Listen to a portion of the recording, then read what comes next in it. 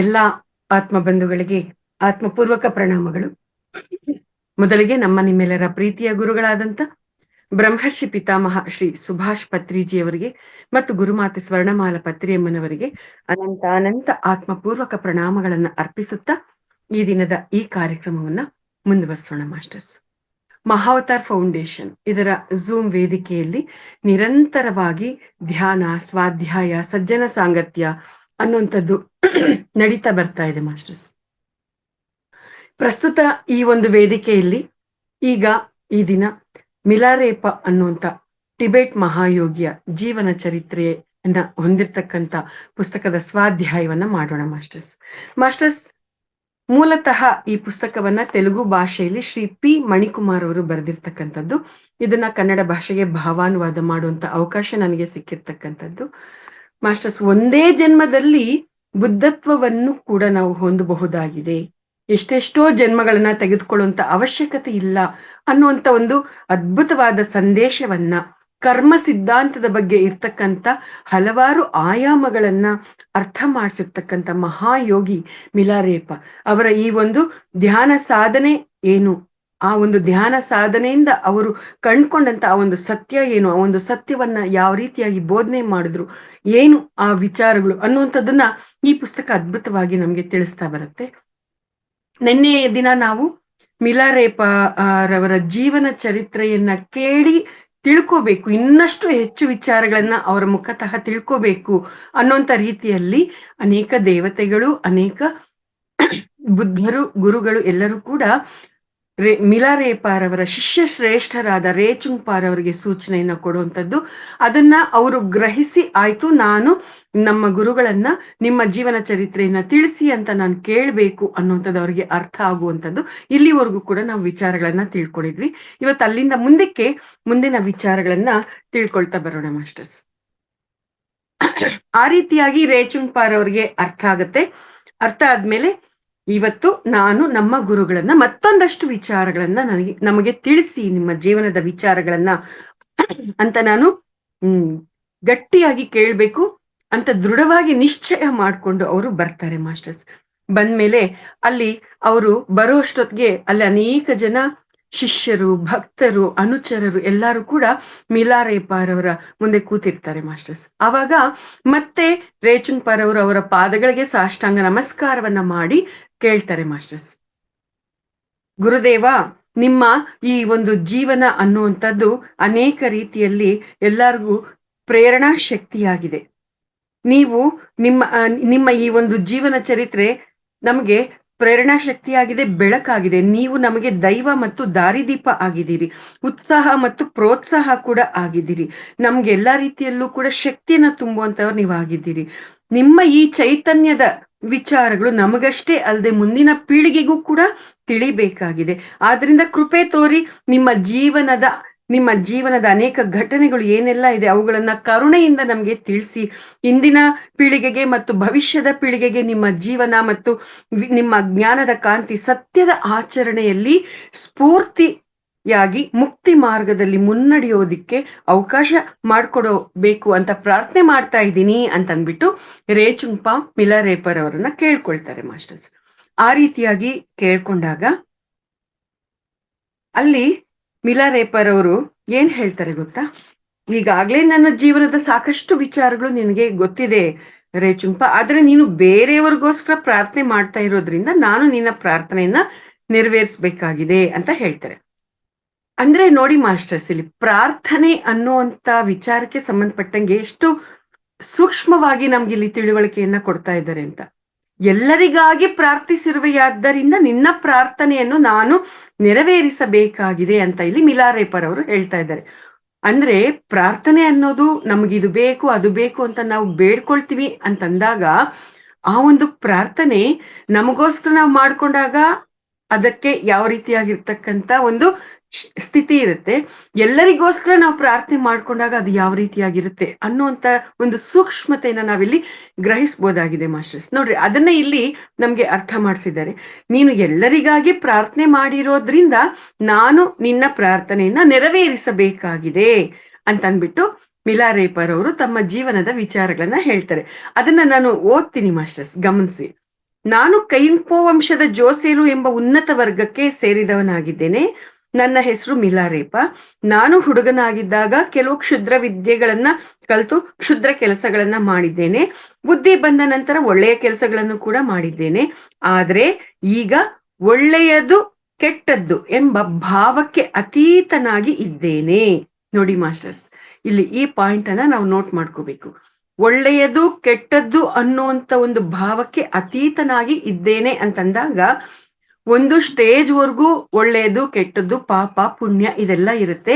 ಅದು ಒಂದು ಸ್ಟೇಜ್ ಅನ್ನ ನಾವು ದಾಟಿದ್ದಾದ್ಮೇಲೆ ಒಳ್ಳೆಯದು ಕೆಟ್ಟದ್ದು ಪಾಪ ಪುಣ್ಯ ಏನೂ ಇರೋದಿಲ್ಲ. ಅಲ್ಲಿ ಕೆಲಸ ಮಾಡ್ತಾ ಇರ್ತೀವಿ ಅಷ್ಟೇ. ಅದರಿಂದ ಪಾಪನೂ ಬರೋಂಗಿಲ್ಲ, ಪುಣ್ಯನೂ ಬರೋಂಗಿಲ್ಲ. ಅಂದ್ರೆ ನಿರ್ಭಾವ ಸ್ಥಿತಿ, ನಿರ್ವಿಕಾರ ಸ್ಥಿತಿ, ನಿರ್ಗುಣ ಸ್ಥಿತಿ. ಆ ಸ್ಥಿತಿಯಲ್ಲಿದ್ದಾಗ ಈ ರೀತಿಯಾಗಿರ್ತಕ್ಕಂಥ ಒಂದು ಸ್ಥಿತಿ ನಮ್ಮಲ್ಲಿ ಉಂಟಾಗುತ್ತೆ ಮಾಸ್ಟರ್ಸ್. ನೋಡ್ರಿ, ಅವರ ಮಾತಿನಲ್ಲಿ ಈ ಒಂದು ಅದ್ಭುತವಾಗಿರ್ತಕ್ಕಂಥ ತತ್ವ ನಮ್ಗೆ ಅರ್ಥ ಆಗುತ್ತೆ. ಹಾಗಾಗಿನೇ ಈ ಪುಸ್ತಕನ ನಾವು ಸ್ವತಃ ಓದಿದಾಗ ಹೆಚ್ಚು ಡೀಟೇಲ್ಡ್ ಆಗಿ ನಮ್ಗೆ ಅರ್ಥ ಆಗುತ್ತೆ ಅಂತ. ಹಾಗಾಗಿ ಮ್ಯಾಕ್ಸಿಮಮ್ ನಿಮ್ಗೆ ಎಲ್ಲಾರ್ಗೂ ಇದ್ರಲ್ಲಿ ಇರ್ತಕ್ಕಂಥ ಪ್ರತಿಯೊಂದು ಸೂಕ್ಷ್ಮತೆಯನ್ನ ಅರ್ಥ ಮಾಡಿಸುವಂತ ಪ್ರಯತ್ನ ಖಂಡಿತ ನಡೆಯುತ್ತೆ ಮಾಸ್ಟರ್ಸ್. ಸೊ ಇಲ್ಲಿ ಹೇಳ್ತಾ ಇದ್ದಾರೆ, ಈಗ ಒಳ್ಳೆಯದು ಕೆಟ್ಟದ್ದು ಅನ್ನುವಂತ ಒಂದು ಭಾವಕ್ಕೆ ಅತೀತವಾಗಿ ಇದ್ದೇನೆ. ಗಮ್ಯವನ್ನು ಸಾಧಿಸಿದವನಾಗಿರುವುದರಿಂದ ನಾನು ಭವಿಷ್ಯಕ್ಕಾಗಿ ಏನೊಂದನ್ನು ಮಾಡುವ ಅವಶ್ಯಕತೆ ಇಲ್ಲದ ಸ್ಥಿತಿಗೆ ಬಂದಿದ್ದೇನೆ ಅಂತ ಹೇಳ್ತಾ ಇದ್ದಾರೆ. ಅಂದ್ರೆ ಗಮ್ಯವನ್ನು ಸಾಧಿಸಿರುವವನಾಗಿರುವುದರಿಂದ ಅಂದ್ರೆ ಏನು? ಇಲ್ಲಿ ಗಮ್ಯ ಎಲ್ಲಾರ್ದು. ನಾನು ಶರೀರ ಅಲ್ಲ, ಆತ್ಮ. ಅಹಂ ಬ್ರಹ್ಮಾಸ್ಮಿ, ಮಮಾತ್ಮ ಸರ್ವಭೂತಾತ್ಮ. ಈ ರೀತಿಯಾಗಿರ್ತಕ್ಕಂಥ ಸ್ಥಿತಿ ಏನಿದೆ, ಆ ಒಂದು ಸ್ಥಿತಿ ಪರಮೋತ್ಕೃಷ್ಟವಾಗಿರ್ತಕ್ಕಂಥ ಸ್ಥಿತಿ. ಅದರಲ್ಲೂ ನಾನು ಶರೀರ ಅಲ್ಲ ಆತ್ಮ ಅಂತ ತಿಳ್ಕೊಳ್ಳೋದು ಒಂದು ಸ್ಟೇಜ್ ಆದ್ರೆ, ನಾನೇ ಆ ಒಂದು ಪರಮಾತ್ಮ ಅನ್ನುವಂತ ತಿಳ್ಕೊಳ್ಳೋದು ಇನ್ನೊಂದು ಹಂತ. ಆಮೇಲೆ ನನ್ನಲ್ಲಿರೋದೇ ಎಲ್ಲದರಲ್ಲೂ ಇರುವಂತದ್ದು ಅನ್ನುವಂತ ತಿಳ್ಕೊಳ್ಳೋದು ಅದು ಮೂರನೇ ಹಂತ. ಅದಾದ್ಮೇಲೆ ಇನ್ನು ಮುಂದೆ ಇನ್ನು ಹಲವಾರು ಹಂತಗಳಿರುತ್ತೆ ಮಾಸ್ಟರ್ಸ್. ನಾನು ಶರೀರ ಅಲ್ಲ ಆತ್ಮ ಅಂತ ತಿಳ್ಕೊಂಡಿದ್ದೀನಿ ಅಂತ ಆದ್ಮೇಲೆ ಆ ರೀತಿಯಾಗಿ ಆ ಒಂದು ಉತ್ಕೃಷ್ಟವಾಗಿರ್ತಕ್ಕಂಥ ಶ್ರೇಷ್ಠವಾಗಿರ್ತಕ್ಕಂಥ ಸ್ಥಿತಿಗೆ ನಾವು ಬಂದಾಗ, ಅಲ್ಲಿ ಆ ಒಂದು ಗಮ್ಯವನ್ನ ಸಾಧಿಸಿರುವಂತ ಸ್ಥಿತಿಗೆ ಬಂದಾಗ, ಇಲ್ಲಿ ನೋಡ್ರಿ ಅದನ್ನೇ ಹೇಳ್ತಾ ಇದ್ದಾರೆ ಮಿಲಾರೇಪರ್ ಅವರು. ಗಮ್ಯವನ್ನು ಸಾಧಿಸಿದವನಾಗಿರುವುದರಿಂದ ನಾನು ಭವಿಷ್ಯಕ್ಕಾಗಿ ಏನೊಂದನ್ನು ಕೂಡ ಮಾಡುವ ಅವಶ್ಯಕತೆ ಇಲ್ಲದ ಸ್ಥಿತಿಗೆ ಬಂದಿದ್ದೇನೆ. ನನ್ನ ಬಗೆಗಿನ ಇಷ್ಟು ವಿಚಾರಗಳು ಸಾಕು. ಇದನ್ನ ಮೀರಿ ನಾನು ನನ್ನ ಜೀವನದ ವಿಶೇಷತೆಗಳನ್ನ ವಿಪುಲವಾಗಿ ತಿಳಿಸಿದ್ದಾದ್ರೆ, ಕೆಲವು ನಿಮ್ಗೆ ಕಣ್ಣೀರನ್ನ ತರಿಸಿದ್ರೆ, ಮತ್ತೆ ಕೆಲವು ನಿಮ್ಗೆ ನಗುವನ್ನ ತರಿಸುತ್ತೆ. ಆದ್ರಿಂದ ಅವುಗಳಿಂದ ವಿಶೇಷವಾದ ಉಪಯೋಗ ಏನೂ ಇಲ್ಲ. ಆದ್ರಿಂದ ಈ ರೀತಿಯಾಗಿ ನನ್ನನ್ನ ಪ್ರಶಾಂತವಾಗಿ ಇರೋದಿಕ್ಕೆ ಬಿಡು ಅಂತನ್ಬಿಟ್ಟು ರೇಚುಂಪಾಗೆ ಹೇಳ್ತಾರೆ. ನೋಡಿ, ಅವರ ವಿಚಾರಗಳನ್ನ ಹೇಳ್ಬೇಕು ಅಂತಂದಾಗ ಆ ಯೋಗಿಗಳಿಗೆ ಮುಗಿದೋಗಿರೋದನ್ನ ಯಾಕೆ ಮತ್ತೆ ಮತ್ತೆ ಕೆದಕೋದು, ಏನಕ್ ಬೇಕು ಅನ್ನುವಂತ ಒಂದು ಸ್ಥಿತಿ ಅವರಲ್ಲಿ ಇರುತ್ತೆ. ಅದೇ ಒಂದು ವಿಚಾರ ಅಲ್ಲಿ ನಾಗೇಶ್ವರರಾವ್ ಮಾಸ್ಟರ್ ಅವ್ರ ಜೊತೆ ನಾವು ಸರ್ ನಿಮ್ ಬಗ್ಗೆ ಇರುವಂತ ಇನ್ನೊಂದಷ್ಟು ವಿಚಾರಗಳನ್ನ ಹೇಳಿ, ಮಿಲಾರೇಪ ಅವ್ರ ಆಗಿದ್ದಾಗ ನೀವು ಅಲ್ಲಿ ಏನೇನೆಲ್ಲ ನಡೀತು ಆ ಥರದ್ದೇನಾದ್ರೂ ನಾವು ಪ್ರಶ್ನೆಗಳನ್ನ ಕೇಳಿದಾಗ, ಅದಾಗೋಗಿದೆ, ಅದ್ರ ಬಗ್ಗೆ ಯಾಕೆ ಇವಾಗ ಏನ್ ಆಗ್ಬೇಕಾಗಿದೆ ಅದ್ರ ಕಡೆ ಗಮನ ಕೊಡಿ, ಮುಂದೆ ಏನ್ ಮಾಡ್ಬೇಕಾಗಿದೆ ಅದಕ್ ಬೇಕಾಗಿರುವಂತ ಸಾಧನೆ ಇವಾಗ ಮಾಡಿ ಅಂತ ಈಗ್ಲೂ ಅವ್ರು ಹೇಳೋವಂಥದ್ದೇ ನಡೀತಾ ಇದೆಯೇ ಹೊರತು ಹಿಂದಿನದ್ದು ವಿಚಾರಗಳನ್ನ ಹೇಳ್ಬೇಕು ಅಂತಂದಾಗ ಅದು ನಾವು ಎಷ್ಟೋ ಸುಕೃತ ಇದ್ದಾಗ ಎಷ್ಟೋ ಅದ್ಭುತವಾಗಿರ್ತಕ್ಕಂಥ ಅಮೃತಗಳಿಗೆ ಕೂಡ್ ಬಂದಾಗ ಅವರ ಮುಖತಃ ಆ ವಿಚಾರಗಳನ್ನ ನಾವು ಕೇಳಿ ತಿಳ್ಕೊಂಡಿರ್ತಕ್ಕಂಥದ್ದು ಮಾಸ್ಟರ್ಸ್. ಸೊ ಇಲ್ಲಿ ಆ ಜನ್ಮದಲ್ಲಿ ಮಿಲಾರೇಪರ್ ಅವರು ಇದೇ ರೀತಿಯಾಗಿರ್ತಕ್ಕಂಥದ್ದು. ಅಂದ್ರೆ ಇನ್ನು ನನ್ನ ಈ ಎಲ್ಲ ವಿಚಾರಗಳು ಇನ್ನು ಕೇಳೋಂತ ಅವಶ್ಯಕತೆ ಇಲ್ಲ, ನನ್ನನ್ನ ಪ್ರಶಾಂತವಾಗಿ ಇರೋದಿಕ್ಕೆ ಬಿಟ್ಟು ಬಿಡಿ ಅಂತ ಅಂದ್ಬಿಟ್ಟು ಆ ಮಿಲಾರೇಪರ್ ಅವರು ತಮ್ಮ ಶಿಷ್ಯ ಶ್ರೇಷ್ಠ ರೇಚುಂಪಾಗೆ ಹೇಳುವಂಥದ್ದು. ಆದ್ರೆ ಇಲ್ಲಿ ರೇಚುಂಪ ತುಂಬಾ ಗಟ್ಟಿಯಾಗಿ ನಿರ್ಣಯ ಮಾಡ್ಕೊಂಡಿರ್ತಾನಲ್ವಾ, ಮಿಲಾರೇಪರ್ ಅವರ ಜೀವನ ಚರಿತ್ರೆಯನ್ನ ಮತ್ತಷ್ಟು ವಿಪುಲವಾಗಿ ಕೇಳಿ ತಿಳ್ಕೊಳ್ಳೇಬೇಕು ಅನ್ನುವಂತ ಆ ಒಂದು ಸ್ಥಿತಿಯಲ್ಲಿ ಸಂಪೂರ್ಣವಾಗಿ ಸಂಸಿದ್ಧನಾಗಿ ಜಾಗೃತನಾಗಿರೋದ್ರಿಂದ ಅಷ್ಟು ಸುಲಭನ ಮಾಸ್ಟರ್ಸ್. ಆ ಗುರುಗಳು ಹೇಳಿದ ತಕ್ಷಣ ಆಯ್ತು ಬಿಡಿ ಅಂತ ನಾವು ಸುಮ್ನಾಗೋದಿಕ್ಕೆ, ಹಸಿವು ಅನ್ನುವಂಥದ್ದು ಇದ್ದಾಗ, ಬೇಕು ಅನ್ನುವಂತ ಒಂದು ಬೆಂಕಿ ನಮ್ಮನ್ನ ಸುಡ್ತಾ ಇದ್ದಾಗ, ಆ ಬೆಂಕಿ ಸುಡ್ತಾ ಇದ್ದಾಗ ಸುಮ್ನೆ ಇರಕ್ಕಾಗತ್ತ? ಹಶ್ವಾಗ್ತಾ ಇದ್ದಾಗ ಸುಮ್ನೆ ಇರಕ್ಕಾಗತ್ತ? ನಾವು ಯಾವ್ದಾದ್ರೂ ಒಂದು ರೀತಿಯಲ್ಲಿ ನಮ್ಮ ಗುರಿಯನ್ನ ಸಾಧನೆ ಮಾಡೋದಕ್ಕೆ ನಮ್ಮ ಪ್ರಯತ್ನವನ್ನ ನಾವು ಮಾಡ್ತಾನೆ ಇರ್ತೀವಿ. ಅದೇ ರೀತಿಯಾಗಿ ಇಲ್ಲಿ ರೇಚುಂಪ ಕೂಡ ಮತ್ತೊಂದ್ಸರ್ತಿ ಆ ಒಂದು ಪ್ರಯತ್ನವನ್ನ ಮಾಡ್ತಾನೆ. ಏನಂತ ಹೇಳ್ತಾನೆ ಗೊತ್ತಾ?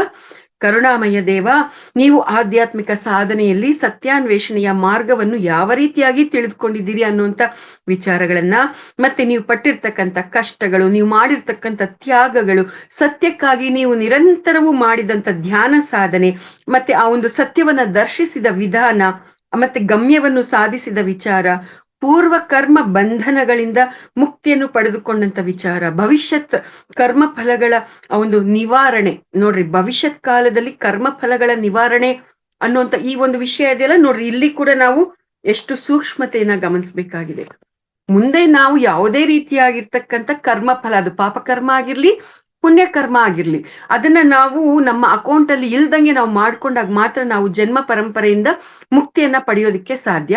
ಆ ಪುಣ್ಯ ಆಗಿರ್ಲಿ ಅಥವಾ ಪಾಪ ಆಗಿರ್ಲಿ, ಆ ಒಂದು ಕರ್ಮ ಫಲಗಳ ಆ ಒಂದು ಭವಿಷ್ಯದಲ್ಲಿ ಇಲ್ದಂಗೆ ಆ ಕರ್ಮ ಫಲಗಳ ನಿವಾರಣೆ ಆಗ್ಬೇಕು ಅಂತಂದ್ರೆ ನೀವೇನ್ ಮಾಡಿದ್ರಿ ಅನ್ನುವಂತ ಪ್ರಶ್ನೆಯನ್ನ ಇಲ್ಲಿ ರೇಚುಂಪ ಕೇಳ್ತಾ ಇದ್ದಾನೆ. ಎಸ್ ಮಾಸ್ಟರ್ಸ್, ಈ ರೀತಿಯಾಗಿ ಇವೆಲ್ಲವೂ ಕೂಡ ಬಹಳಷ್ಟು ಆಸಕ್ತಿಕರವಾಗಿದೆ, ಸ್ಫೂರ್ತಿದಾಯಕವಾಗಿದೆ. ಗುರುದೇವ, ನಿಮ್ಮ ಈ ಒಂದು ಮಾರ್ಗದಲ್ಲಿ, ಸಾಧನೆ ಮಾರ್ಗದಲ್ಲಿ ನಡೀತಾ ಇರ್ತಕ್ಕಂಥ ಎಲ್ಲಾ ಸಾಧಕರಿಗೆ ಈ ಮಾರ್ಗದಲ್ಲಿ ಉತ್ಸಾಹ ಹೊಂದೋ ಹಾಗೆ ಮಾಡುತ್ತೆ ನಿಮ್ಮ ಈ ಎಲ್ಲಾ ವಿಚಾರಗಳು. ಭವಿಷ್ಯದಲ್ಲಿ ಅನೇಕ ತಲೆಮಾರುಗಳಿಗೆ ಇದು ಮಾರ್ಗದರ್ಶಕವಾಗಿ, ಬೆಳಕಾಗಿ, ಗುರುವಾಗಿ ನಿಲ್ಲುತ್ತೆ ನಿಮ್ಮ ವಿಚಾರಗಳು. ಇಷ್ಟೆಲ್ಲ ವಿಚಾರಗಳು ಇರೋದ್ರಿಂದ ನೀವು ದಯವಿಟ್ಟು ನಮ್ಗೆ ನಿಮ್ಮ ಜೀವನ ಚರಿತ್ರೆಯ ವಿಚಾರಗಳನ್ನ ತಿಳಿಸಿ. ನೀವೀಗಾಗ್ಲೇ ಹೇಳಿದ್ರಿ, ಉನ್ನತ ವರ್ಗವಾದ ಜೋಸೆಲಿಗೆ ಸೇರಿ ಅಂತ ನಿಮಗೆ ಮಿಲಾ ಅನ್ನುವಂತ ಹೆಸರು ಹೇಗ್ ಬಂತು, ಮಿಲಾರೇಪ ಅನ್ನುವಂತ ಹೆಸರು ಹೇಗ್ ಬಂತು, ಕ್ಷುದ್ರ ವಿದ್ಯೆಗಳನ್ನ ನೀವು ಯಾಕೆ ಕಲಿಬೇಕಾಯ್ತು, ನೀವು ಅದನ್ನ ಹೇಗೆ ಪ್ರಯೋಗ ಮಾಡಿದ್ರಿ, ಆ ಕಾಲದಲ್ಲಿ ತುಂಬಾ ದುಃಖಕರವಾದ ಮತ್ತು ಹಾಸ್ಯಭರಿತವಾಗಿರ್ತಕ್ಕಂಥ ಘಟನೆಗಳು ಯಾವ ರೀತಿಯಾಗಿ ನಡೆದವು, ಈ ಎಲ್ಲ ವಿಚಾರಗಳನ್ನ ಭಾವಿ ತಲೆಮಾರುಗಳಿಗೋಸ್ಕರ ನೀವು ತಿಳಿಸಿ ಅಂತ ಅಂದ್ಬಿಟ್ಟು ಪ್ರಾರ್ಥನೆ ಮಾಡ್ಕೊಳ್ತಾನೆ ಮಾಸ್ಟರ್ಸ್ ರೇಚುಂಪ. ಆ ರೀತಿಯಾಗಿ ಪ್ರಾರ್ಥನೆ ಮಾಡ್ಕೊಂಡಾಗ ಆತ ಪ್ರಾರ್ಥನೆ ಮಾಡಿದ್ದು ಅಲ್ಲದೆ, ಅಲ್ಲಿ ಆಲ್ರೆಡಿ ಅನೇಕ ಜನ ಭಕ್ತರು, ಶಿಷ್ಯರು, ಅನುಚರರು, ಗ್ರಾಮಸ್ಥರು ಎಲ್ಲರೂ ಇದ್ರಲ್ವಾ, ಅವ್ರನ್ನೆಲ್ಲಾರನು ಕೂಡ ಕೇಳ್ಕೊಳ್ತಾನೆ, ನನ್ನ ಈ ಪ್ರಾರ್ಥನೆ ಜೊತೆಗೆ ನೀವು ಕೂಡ ಎಲ್ಲರೂ ಸೇರಿ ಪ್ರಾರ್ಥನೆ ಮಾಡಿ, ಅವರೆಲ್ಲರೂ ನಮ್ಮ ಗುರುಗಳು ಈ ಎಲ್ಲ ವಿಚಾರಗಳನ್ನ ನಮ್ಗೆ ತಿಳಿಸೋ ಹಾಗೆ ನೀವು ಕೂಡ ನನ್ನ ಜೊತೆ ಕೈ ಜೋಡಿಸಿ ಅಂತ ಕೇಳಿದಾಗ, ಇನ್ನು ಕೇಳ್ಬೇಕಾ ಭಕ್ತ ಕೋಟಿಗೆ, ಆ ಶಿಷ್ಯ ಸಮೂಹಕ್ಕೆ, ಅವರೆಲ್ಲರೂ ಕೂಡ ಕೈ ಜೋಡಿಸ್ತಾರೆ. ಗುರುದೇವ, ದಯವಿಟ್ಟು ನಿಮ್ಮ ಈ ಜೀವನದ ವಿಚಾರಗಳನ್ನ ನಮ್ಗೆ ತಿಳಿಸಿ, ನಮ್ಮೆಲ್ಲರ ಪ್ರಾರ್ಥನೆಗಳನ್ನ ನಿಮ್ಮ ಶಿಷ್ಯ ಶ್ರೇಷ್ಠರಾದ ರೇಚುಂಪರವರೊಂದಿಗೆ ಸೇರಿಸ್ತಾ ಇದ್ದೀವಿ ಸ್ವಾಮಿ. ದಯವಿಟ್ಟು ನಿಮ್ಮ ಕಾಠಿಣ್ಯತೆಯನ್ನ ಕರಗಿಸಿ ಧರ್ಮ ಚಕ್ರವನ್ನ ಮುನ್ನಡೆಸಿ ಅಂತಂದ್ಬಿಟ್ಟು ಎಲ್ಲರೂ ಕೂಡ ಪ್ರಾರ್ಥನೆ ಮಾಡ್ಕೊಳ್ತಾರೆ ಮಾಸ್ಟರ್ಸ್. ಆವಾಗ ನೋಡ್ರಿ, ಸ್ವಚ್ಛವಾದ ಅಂತಃಕರಣದಿಂದ ಮಾಡುವಂತ ಪ್ರಾರ್ಥನೆಗೆ, ತ್ರಿಕರಣ ಶುದ್ಧಿಯಿಂದ ಮಾಡುವಂತ ಪ್ರಾರ್ಥನೆಗೆ ತುಂಬಾ ಶಕ್ತಿ ಇರುತ್ತೆ. ಅದು ಎಷ್ಟು ಗುಂಡಕಲ್ಲು ಬಂಡೆಕಲ್ಲಾಗಿದ್ರು ಕೂಡ ಅದು ಕರಗೋಗುವಂಥದ್ದು ಅಲ್ಲಿ ಸಾಧ್ಯ ಇದೆ ಮಾಸ್ಟರ್ಸ್. ನೋಡ್ರಿ, ಆ ರೀತಿಯಾಗಿ ನನ್ನ ಜೀವನ ಚರಿತ್ರೆಯನ್ನ ಕೇಳಕ್ ಬರ್ಬೇಡ್ರಿ, ನನ್ನ ಪಾಡಿಗೆ ನನ್ನ ಬಿಟ್ಬಿಡಿ ಅಂತ ಹೇಳ್ದಂತ ಮಿಲಾರೇಪ ಗುರುಗಳು ಎಲ್ಲರ ಪ್ರಾರ್ಥನೆಯನ್ನ ಕೇಳಿಸ್ಕೊಂಡ್ಮೇಲೆ ಅವ ಹೇಳ್ತಾರೆ, ಹಾಗಿದ್ರೆ ಸರಿ, ನಿಮ್ಮೆಲ್ಲರ ಪ್ರಾರ್ಥನೆ ಇದೇ ಆಗಿದ್ರೆ ನಿಮ್ಮೆಲ್ಲರ ಅಭೀಷ್ಟವನ್ನ ನಾನು ಈಡೇರಿಸ್ತೇನೆ. ನನ್ನ ಜೀವನದಲ್ಲಿ ನಡೆದಿರ್ತಕ್ಕಂಥ ವಿಚಾರಗಳನ್ನ ಬಚ್ಚಿಟ್ಕೊಳ್ಳೋದಿಕ್ಕೆ ಏನು ಇಲ್ಲ ಅಂತ ಅವರ ಜೀವನ ಚರಿತ್ರೆಯನ್ನ ಹೇಳೋದಿಕ್ಕೆ ಪ್ರಾರಂಭ ಮಾಡ್ತಾರೆ ಮಾಸ್ಟರ್ಸ್. ನೋಡಿ ಹೇಗಿರುತ್ತೆ ಪ್ರಾರ್ಥನೆ ಅನ್ನುವಂಥದ್ದು. ನನಗೆ ಮನೆ ಬೇಕು, ನನಗೆ ಮದ್ವೆ ಆಗ್ಬೇಕು, ನನ್ ಮಕ್ಕಳು ಬೇಕು, ನನಗೆ ಕಾರ್ ಬೇಕು, ನನಗೆ ಅದು ಬೇಕು ಇದು ಬೇಕು ಅಂತ ನಾವು ಕೇಳೋ ಅಂತದ್ದಕ್ಕೂ, ಈ ಎಲ್ಲಾ ಭಾವಿ ತಲೆಮಾರುಗಳಿಗೆ ನಿಮ್ಮ ಜೀವನದ ಚರಿತ್ರೆಯ ವಿಚಾರಗಳು ದಾರಿದೀಪವಾಗತ್ತೆ, ಪ್ರೇರಣೆ ಕೊಡುತ್ತೆ, ಉತ್ಸಾಹವಾಗಿ ನಿಲ್ಲತ್ತೆ, ಗುರುವಾಗಿ ಮಾರ್ಗದರ್ಶನವನ್ನ ಕೊಡುತ್ತೆ, ಜ್ಞಾನವನ್ನ ಕೊಡುತ್ತೆ, ತಿಳಿಸಿ ಅಂತ ಮಾಡುವಂತ ಪ್ರಾರ್ಥನೆಗೂ ಎಷ್ಟು ವ್ಯತ್ಯಾಸ ಇದೆ ನೋಡಿ ಮಾಸ್ಟರ್ಸ್. ಸೊ ಆ ರೀತಿಯಾಗಿ ಆ ಒಂದು ಪ್ರಾರ್ಥನೆ ಅನ್ನುವಂಥದ್ರ ಕಡೆಗೆ ನಾವು ನಮ್ಮ ಕ್ಲಾರಿಟಿಯನ್ನ ಹೊಂದಿರೋಣ ಮಾಸ್ಟರ್ಸ್. ನಾನೇನಾಗಿದ್ದೇನೆ, ನಾನೇನ್ ಬೇಕು ಅಂತ ಪ್ರಾರ್ಥನೆ ಮಾಡ್ತಾ ಇದ್ದೇನೆ, ಈ ಧ್ಯಾನಕ್ಕೆ ಬಂದಿದ್ದೀನಿ, ನಾನು ಧ್ಯಾನದಲ್ಲಿ ಇದ್ದುಕೊಂಡು ನಾನು ಏನಕ್ಕೋಸ್ಕರ ಪ್ರಾರ್ಥನೆ ಮಾಡ್ತಾ ಇದ್ದೀನಿ. ಮಾಸ್ಟರ್ಸ್ ಪತ್ರಿಜಿಯವರು ಈ ಸಂದರ್ಭದಲ್ಲಿ ಹೇಳಿರುವಂತ ಒಂದಷ್ಟು ವಿಚಾರಗಳು ನಾವು ಗಮನಿಸ್ಕೊಳ್ಳೋಣ ಮಾಸ್ಟರ್ಸ್. ಧ್ಯಾನವನ್ನ ಧ್ಯಾನಕ್ಕಾಗಿ ಮಾಡ್ಬೇಕು ಅಂತ ಹೇಳಿದ್ದಾರೆ. ಧ್ಯಾನವನ್ನ ಧ್ಯಾನಕ್ಕಾಗಿ ಮಾಡ್ಬೇಕು ಅಂತಂದ್ರೆ, ಇಲ್ಲಿ ಧ್ಯಾನ ಅಂತಂದ್ರೆ ಆತ್ಮದೊಂದಿಗೆ ಯಾನ, ಆತ್ಮಜ್ಞಾನ, ಅದು ಧ್ಯಾನ. ಆ ಆತ್ಮಜ್ಞಾನಕ್ಕಾಗಿ, ಆ ಪರಮಾತ್ಮ ತತ್ವ ಜಾಗೃತ ಆಗೋದಿಕ್ಕಾಗಿ ನಾವು ಧ್ಯಾನವನ್ನ ಮಾಡಬೇಕು, ಆ ಒಂದು ವಿಚಾರಗಳಿಗಾಗಿ ನಾವು ಪ್ರಾರ್ಥನೆಯನ್ನ ಮಾಡಬೇಕು ಅನ್ನುವಂಥ ಸೂಕ್ಷ್ಮತೆಯನ್ನ ನಮ್ಗೆ ಬಹಳಷ್ಟು ಸ್ಪಷ್ಟವಾಗಿ ನಮ್ಗೆ ಪತ್ರಿಜಿಯವರು ತಿಳಿಸಿದ್ದಾರೆ. ಇಲ್ಲಿ ಅವ್ರು ತಿಳಿಸಿದ್ರು, ಮಿಲಾರೇಪರ್ ಅವ್ರು ತಿಳಿಸಿದ್ರು, ಬಾಬಾಜಿ ಅವ್ರು ತಿಳಿಸಿದ್ರು, ಯಾರು ತಿಳಿಸಿದ್ರು, ಇದನ್ನೇ ತಿಳಿಸೋದು ಮಾಸ್ಟರ್ಸ್. ಯಾಕೆ ಅಂತಂದ್ರೆ ಸತ್ಯ ಒಂದೇ, ಅಷ್ಟೇ. ಸತ್ಯ ಒಂದೇ ಆಗಿರುತ್ತೆ. ಆದ್ರೆ ಆ ಸತ್ಯವನ್ನ ಅರ್ಥ ಮಾಡ್ಕೊಳ್ಳೋದಕ್ಕೆ ಅನೇಕ ಕೋನಗಳಿರುತ್ತೆ, ಅನೇಕ ವಿಧಾನಗಳು ಇರುತ್ತೆ, ಅಷ್ಟೇ ಮಾಸ್ಟರ್ಸ್. ಯಾವತ್ತೂ ಕೂಡ ಯಾರು ಹೇಳಿದ್ರು ಒಂದನ್ನೇ ಹೇಳೋದಕ್ಕೆ ಸಾಧ್ಯ. ಸೊ ಇಲ್ಲಿ ಈ ರೀತಿಯಾಗಿ ಇರುವಂತ ಈ ಒಂದು ಸೂಕ್ಷ್ಮತೆ ಮಾಸ್ಟರ್ಸ್. ಪ್ರಾರ್ಥನೆ ಅನ್ನುವಂಥ ವಿಷಯನ ನಾವೆಲ್ಲರೂ ಕೂಡ ಸರಿಯಾದ ರೀತಿಯಲ್ಲಿ ಅರ್ಥ ಮಾಡ್ಕೊಳ್ಳೋಣ. ಸ್ವಾರ್ಥದಿಂದ ಕೂಡಿದ ಪ್ರಾರ್ಥನೆ, ನಿಸ್ವಾರ್ಥದಿಂದ ಕೂಡಿದ ಪ್ರಾರ್ಥನೆ, ಎಲ್ಲರ ಒಳಿತಿಗಾಗಿ ಮಾಡುವಂತ ಪ್ರಾರ್ಥನೆ. ಇದು ಗಮನಿಸ್ಕೊಳ್ಳೋಣ. ನಾವ್ ಯಾವ ಸ್ಥಿತಿಯಲ್ಲಿ ಇದೀವಿ ಚೆಕ್ ಮಾಡ್ಕೊಂಡು ನಮ್ಮನ್ನ ನಾವು ಸರಿಪಡಿಸ್ಕೊಂಡು ಅದ್ಭುತವಾದ ರೀತಿಯಲ್ಲಿ ತಯಾರಾಗೋಣ ಮಾಸ್ಟರ್ಸ್.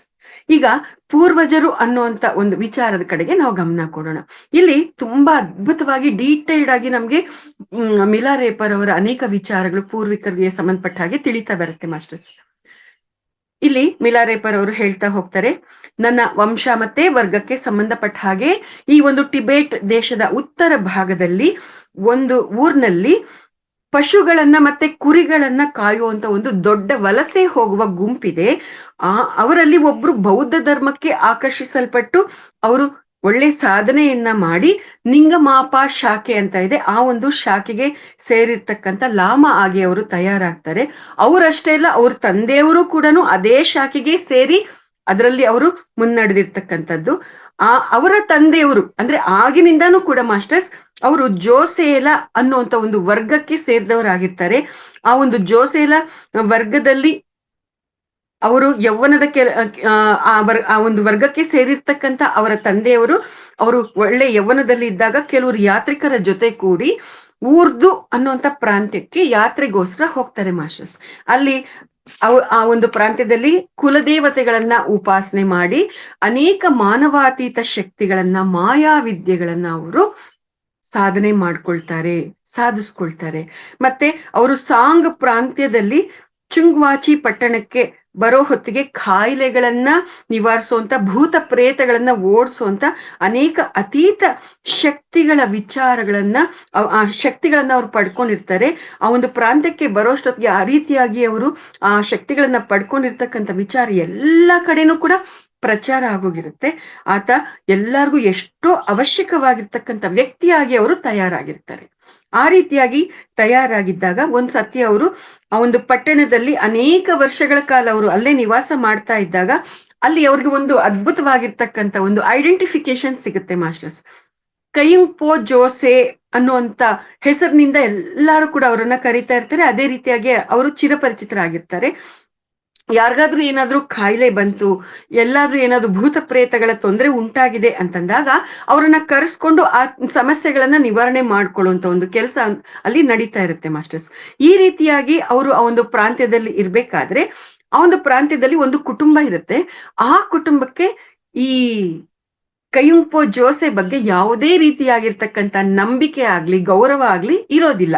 ಅವ್ರು ಎಲ್ಲ ಆ ಪಟ್ಟಣದಲ್ಲಿರೋರು ಎಲ್ಲರೂ ಕೂಡ ಆತನಿಗೆ ವಿಶೇಷವಾಗಿರ್ತಕ್ಕಂಥ ಮನ್ನಣೆಯನ್ನ, ಗೌರವವನ್ನ ಕೊಡ್ತಾ ಇದ್ರೆ ಈ ಕುಟುಂಬದವ್ರು ಮಾತ್ರ ಆತನನ್ನ ಕ್ಯಾರೆ ಅಂತ ಇರ್ಲಿಲ್ಲ. ಆ ರೀತಿಯಾಗಿರ್ತಕ್ಕಂಥ ಸ್ಥಿತಿಯಲ್ಲಿ ಇದ್ರು ಮಾಸ್ಟರ್ಸ್. ಆ ರೀತಿಯಾಗಿ ಇರ್ಬೇಕಾದ್ರೆ ಒಂದು ಸಂದರ್ಭದಲ್ಲಿ ನೋಡ್ರಿ ಹೇಗಿರುತ್ತೆ ಅಂತ, ಒಂದು ದೊಡ್ಡ ಭೂತ ಆ ಕುಟುಂಬವನ್ನ ಹಿಡ್ಕೊಳತ್ತೆ ಮಾಸ್ಟರ್ಸ್. ಅದು ಭಯಂಕರವಾಗಿ ಪೀಡಿಸೋದಿಕ್ಕೆ ಪ್ರಾರಂಭ ಮಾಡುತ್ತೆ. ಆದ್ರೆ ಅವರು ಅಂತ ಪರಿಸ್ಥಿತಿ ಬಂದ್ರು ಕೂಡ ಯಾರೊಬ್ರು ಕೂಡ ಆ ಕೈಂಪೋ ಜೋಸೆನ ಭೇಟಿ ಮಾಡ್ಬೇಕು ಅಂತ ಅನ್ಕೊಳ್ಳೋದಿಲ್ಲ. ಆದ್ರೆ ಯಾರು ಕೂಡ ಆತನನ್ನ ಭೇಟಿ ಮಾಡೋದಿಕ್ಕೆ ಸಿದ್ಧರಾಗಿ ಇರೋದಿಲ್ಲ ಮಾಸ್ಟರ್ಸ್. ಆ ಒಂದು ಆ ರೀತಿಯಾಗಿ ಅವ್ರು ಇದ್ದಿದ್ರಿಂದ ಆ ಒಂದು ಸಮಸ್ಯೆಯನ್ನ ಪರಿಹಾರ ಮಾಡ್ಕೊಳ್ಳೋದಿಕ್ಕೆ ಅನೇಕ ಜನ ಮತಗುರುಗಳನ್ನ, ಮಾಂತ್ರಿಕರನ್ನ ಕರೆಸಿ ಆ ಭೂತವನ್ನ ಓಡಿಸೋದಕ್ಕೆ ಪ್ರಯತ್ನ ಮಾಡ್ತಾರೆ ಮಾಸ್ಟರ್ಸ್. ಆದ್ರೆ ಆ ಎಲ್ಲ ಪ್ರಯತ್ನಗಳು ಕೂಡ ವಿಫಲವಾಗಿ ಆ ಭೂತ ಮತ್ತಷ್ಟು ಜೋರಾಗಿ ವಿಜೃಂಭಿಸೋದಕ್ಕೆ ಪ್ರಾರಂಭ ಮಾಡುತ್ತೆ, ಅವರನ್ನ ಪರಿಪರಿಯಾಗಿ ಬಹಳವಾಗಿ ಹಿಂಸಿಸೋದಕ್ಕೆ ಪ್ರಾರಂಭ ಮಾಡುತ್ತೆ. ಈ ರೀತಿಯಾಗಿದ್ದಾಗ ಆ ಭೂತವನ್ನ ಓಡಿಸುವಂತ ಪ್ರಯತ್ನ ಇರ್ಲಿ, ಅದ್ರ ಬಗ್ಗೆ ಆಲೋಚನೆ ಮಾಡೋದಿಕ್ಕೂ ಆ ಕುಟುಂಬ ಗಡಗಡಗಡ ನಡುಗುವ ಹಾಗೆ ಅಲ್ಲಿ ಪರಿಸ್ಥಿತಿ ತಯಾರಾಗೋಗುತ್ತೆ ಮಾಸ್ಟರ್ಸ್. ಆ ರೀತಿಯಾಗಿದ್ದಾಗ ಆ ಕುಟುಂಬಕ್ಕೆ ಸಂಬಂಧಪಟ್ಟ ಹಾಗೆ ಒಬ್ರು ಶ್ರೇಯೋಭಿಲಾಷಿಗಳಿರ್ತಾರೆ.